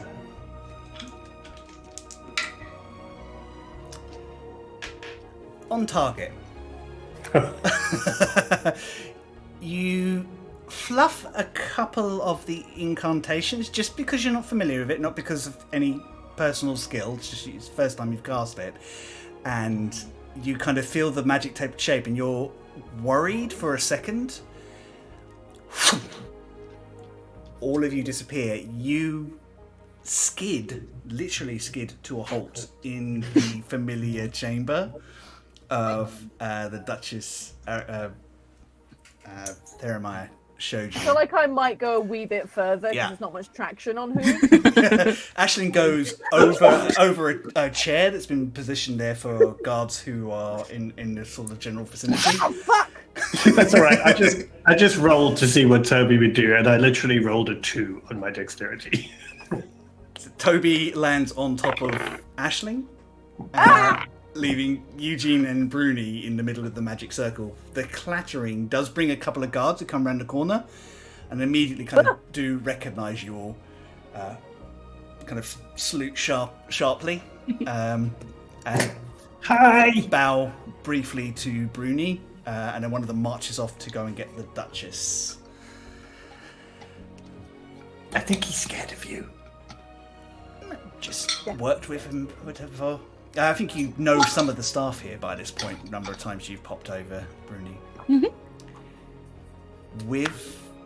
It's not long before the Duchess comes up. You've been led out into like an open area, and she comes in. As she gets close and she's just outside, she shifts one of her eyes to a draconic one, so you know it's her and not Neves. Cool. Is Neves with her though? Doesn't appear to be. Were you successful? Are you okay? You all look a little beaten. Yeah, I'm not feeling that great, if I'm going to be honest. And he kind of sits down on the floor. Oh no! Yeah, Eugene's on 5 hit points, but Oh, holy shit! yeah. I mean, good thing you didn't say anything. Toby's going to immediately just sit down right next to Eugene, cross-legged, and cast Cure Wounds at... Oh, yeah, Cure Wounds at 6th level. Mild breeze could have taken you out, Eugene. Wow. 8. And 8 is 16. May I see? Hi, Duchess. Hello, Yeah, we got the sword Toby. here. Hi. You also look a little beaten around the edges. So definitely Yeah. looks like you have seen action. Tell me everything. Come with me. Tell me everything that you can, and we will get you cleaned up, rested, fed, and she kind of looks directly at Aisling and Eugene, and then there are some people here who really would like to see you. Well done, Bruni. In fact, Bruni, she kind of just touches you and she'll cast heal, so you regain 75 hit points. Bloody hell. Oh, Wow. P! Holy shit, if she did that to me, I'd probably just burst. Yeah! Yeah, she is 1 hit point shy of full. She smiles. She goes, "Sorry to rush you. Neves is waiting for you at the dock with an airship to Cloud's Cairn. After we have debriefed, you will be journeying back either with Neves now or with Tythig Perb when he returns after he's finished here, where you will be introduced to Auntie Needles, and you will take up your residency as ambassador from Daklan to the Fey Courts of Mallory the Bright. Oh my god, that's so cool. I'm sorry it's taken us this long to get you there. It's okay. I know these things. It takes time for things to get better sometimes. Now come, quick, show me as much as you can, and she leads you through to like a neat room where you can sort of sit, and as she kind of goes, she kind of taps someone's shoulder and tells them to bring bandages and lights so you can all fix yourselves up. I think you spend the next couple of hours explaining the whole situation on Arrowmire. Is there anything you leave out or hide from her? I mean, Bruni's going to tell her absolutely everything. Yep, no filter, Bruni. Toby's going to keep quiet for most of it because they don't know what they're not supposed to say anymore. And they're just going to keep a bit quiet and take their cue from Aisling and Eugene. Who would normally take their cue from Rock. And Eugene, you've regained 24 hit points. So Good. You can also use a short rest as well, anyone who wants to. Yeah, I'm going to do that. Wow. Right. Well, I'll send a message to your friends on the ship and make sure they know that they can return. And I will send a vessel to Arrowmire immediately to make sure that someone is there guarding it, so that we can talk to Arrowmire. I am getting. Is that the term they prefer to be referred to as? I think that's pretty good name to go by. And yeah, just make sure they're safe and they're comfortable and they feel okay with the changes that are happening, because they've been a little lonely for a little while. So I promised I'd make things safe for them and happy. And if you can send a message to Ted Bill to maybe check out the place and make sure it's safe again, that'd be really good. I will petition his benefactor for his assistance. I shall petition their benefactor for their assistance. My people will contact their people. And make sure that they are able to attend. Ted Bill would be a welcome addition. Yeah, they need another paladin around there about now. Right. Well, Bruni, you have to rest, I think, and then I will send you off. I will let Neve know that she's to collect you in the morning, or later this afternoon, actually. You three, if you would come with me. Bruni, if you would like to quickly say your goodbyes, I will be waiting outside.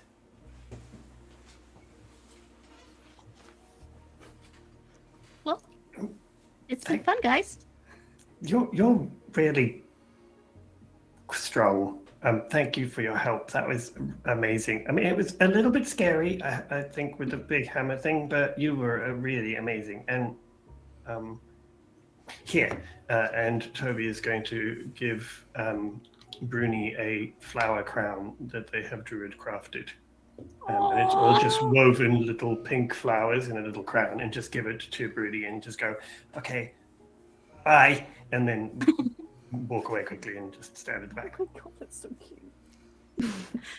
She's gonna put that on around the rim of her adorable straw hat. Little straw hat. Oh my god. Yeah, we would 100% be dead if you didn't come with us. So thank you, and thanks for not punching us as well. Yeah, I really having appreciate seen that. you punch things, I'm especially glad. Because when we first met you, it was like, oh no, gonna get punched by this adorable little person. And then when we saw you do the things you do, it's like, oh, we could have died. So Really quickly. Where I wouldn't have hit you with the hammer, just my fists. Yeah, but I don't trust them neither. No. But no, I thanks for helping us. It was awesome. Yeah, thanks for bringing me along for this. It was We a lot of won't. fun. So we won't tell Dutch, but Bruni is officially my favourite herringon. Okay, I'll tell you this, Bruni. Yep. But we're not allowed to tell Dutch or nothing. But Alabaster says you're his favourite herringon now. So. That's good. I'm trying to give Herringon a better reputation, and I hope I'm doing all right with it. Yeah, I think you were. I think it was great. Thank you. And she's gonna lunge at the two of you and give you both a big bunny hug. Oh, Oh my god, I'm gonna feel her fur. Just be like, Yeah, it's just the softest, squishiest, warmest hug you can imagine. oh my god. adorable. That is so cute. So cute. And then she just skips off with her hammer over her shoulder. Off to her new adventures in Klauskern. Ambassador yeah. Brunhilde. The Duchess says goodbye to Bruni, lets her know the small space that she has stolen for herself is available should she wish to take that little tiny hutch at any time. As the Duchess has long since given up trying to get Bruni to use one of the big rooms. And then she turns to all of you. If you would like to bring the sword, We got the sword from Bruni, right? I imagine. Yeah, Bruni, we just taking that cloud turn. Way! Episode 50, The Hunt for Bruni. More fetch quests to get the fetch quest. Between the three of us, we can probably carry the sword. The sword is oddly very light. It's not a light weapon, but because of what it's made of and the fact it's magical, it is easy to pick up. Good, because we're not very strong. She takes you through to a private chapel where there are a few figures waiting for you. Gree stands up first and sees sort of the expression on all of your faces and immediately just walks up to Eugene and just gives him a hug. Doesn't say anything, just squeezes your hand. Behind him, Tythig Perb and Rebecca Ryder both stand. Rebecca gives you a solemn nod and a gentle smile. Tythig just kind of smiles at you again. Behind them, standing next to the body of her brother, holding his hands with tears down her eyes, is Cambor Revolcus. She just looks at all of you, this energy of sadness over her. And then she sees the sword. I mean, you think for the first time since Eugene's message, there is this glimmer of hope. I would like to begin preparations. I would like these three to rest. They have been through much. We will need Aisling and Eugene for this ritual.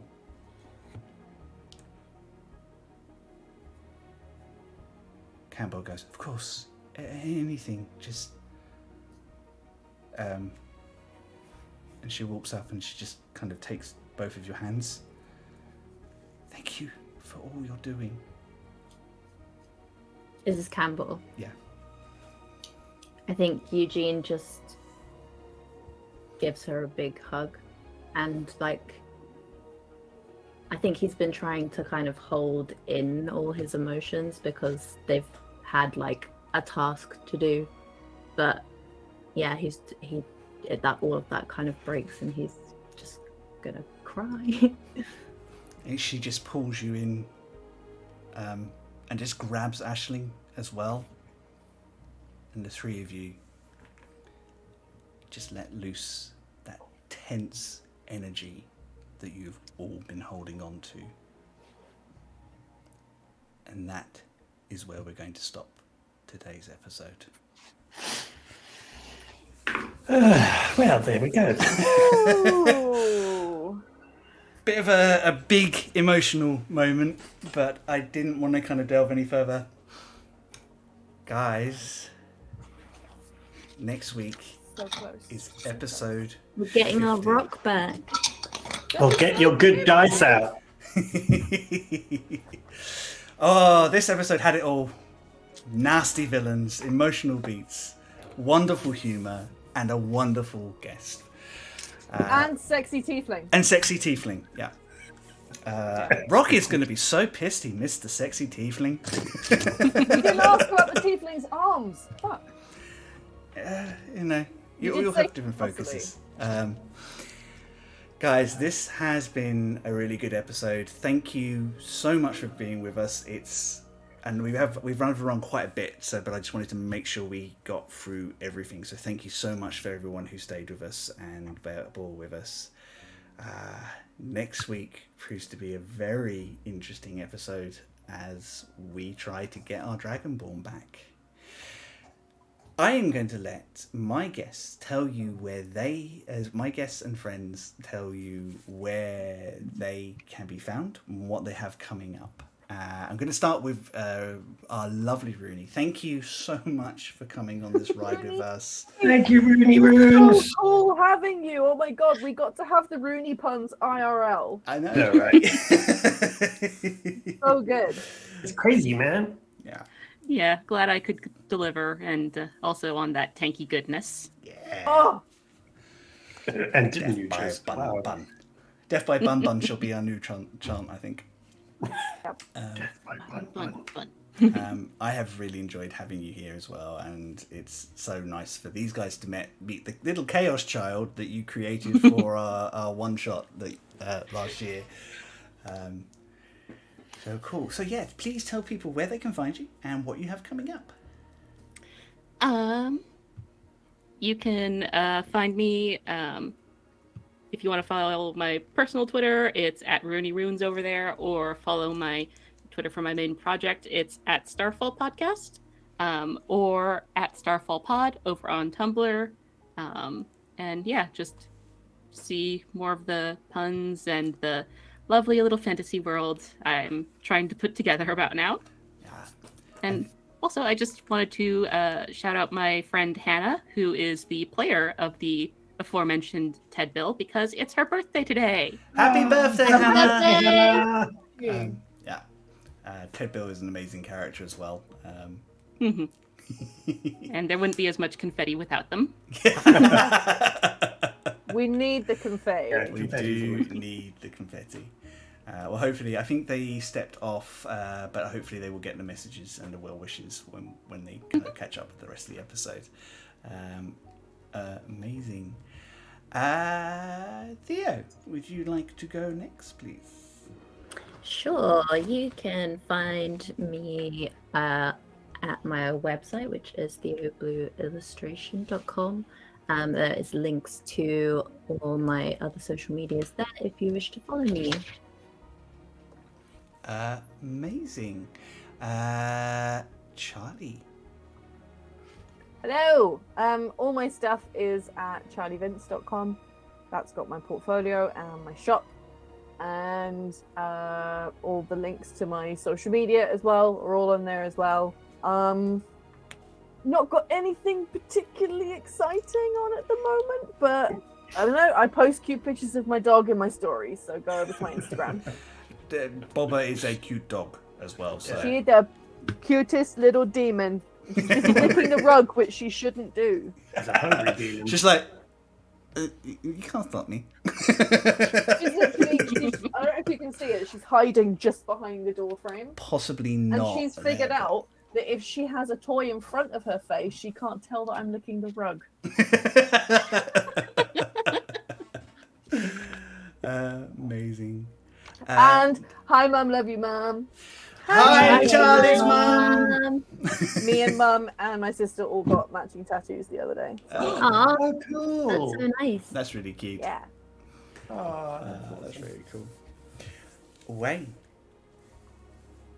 You can find me these days mostly on my Instagram, which is created by Wayne, which is my new working initiative, or as WayneFix01 on most socials. Do follow me there, and please do have a look at my links, because I now have a YouTube channel, and I would very appreciate the support if any of you fancied giving me a follow on there, and I'll try and be interesting and entertaining, but I won't be doing weird dances and stuff. So Where's the unsubscribe button? it's all over. But yes, and thank you everybody for sticking with us, and thank you Charlie and Theo for staying late today after class to do this. Yeah. All See, good. which just leaves me. I can Who be, you? me, this DM type person. I can be found everywhere on the internet at Chris Mepham RPG, wherever your media is socialed. I have also just started my own YouTube channel. Nothing amazingly exciting, just rundowns on and process videos of my illustrations at this point, but it's more just a case of reaching out, finding other places to kind of engage with people, because the Bird app is on fire, and the Insta app. It's slim pickings, social Yeah. media wise, at the moment. It's slim pickings. Yeah, and in the Insta app, it doesn't really know what it's doing from week to week, bless it, but it is trying. But yeah, I'm around. Come and see what I'm up to. Come and talk to me. I'm very approachable most of the time. Yes. Did you say about Wicked Games? Sorry, Wayne? At the beginning, we said Wicked Game. I'm on Wednesday, so please join us there for that, because it's a great story arc that we're in at the moment, and it'd be lovely to see you guys there as well. And we will be back next Sunday for what possibly is going to be quite a heavy but fun episode. Get your therapists at the ready, lads. Yeah. As we come to the last chapter of this story arc. Guys, we've been Some Other Heroes. We love you all to pieces. Take care of yourselves, and we'll see you next week. Bye. Bye.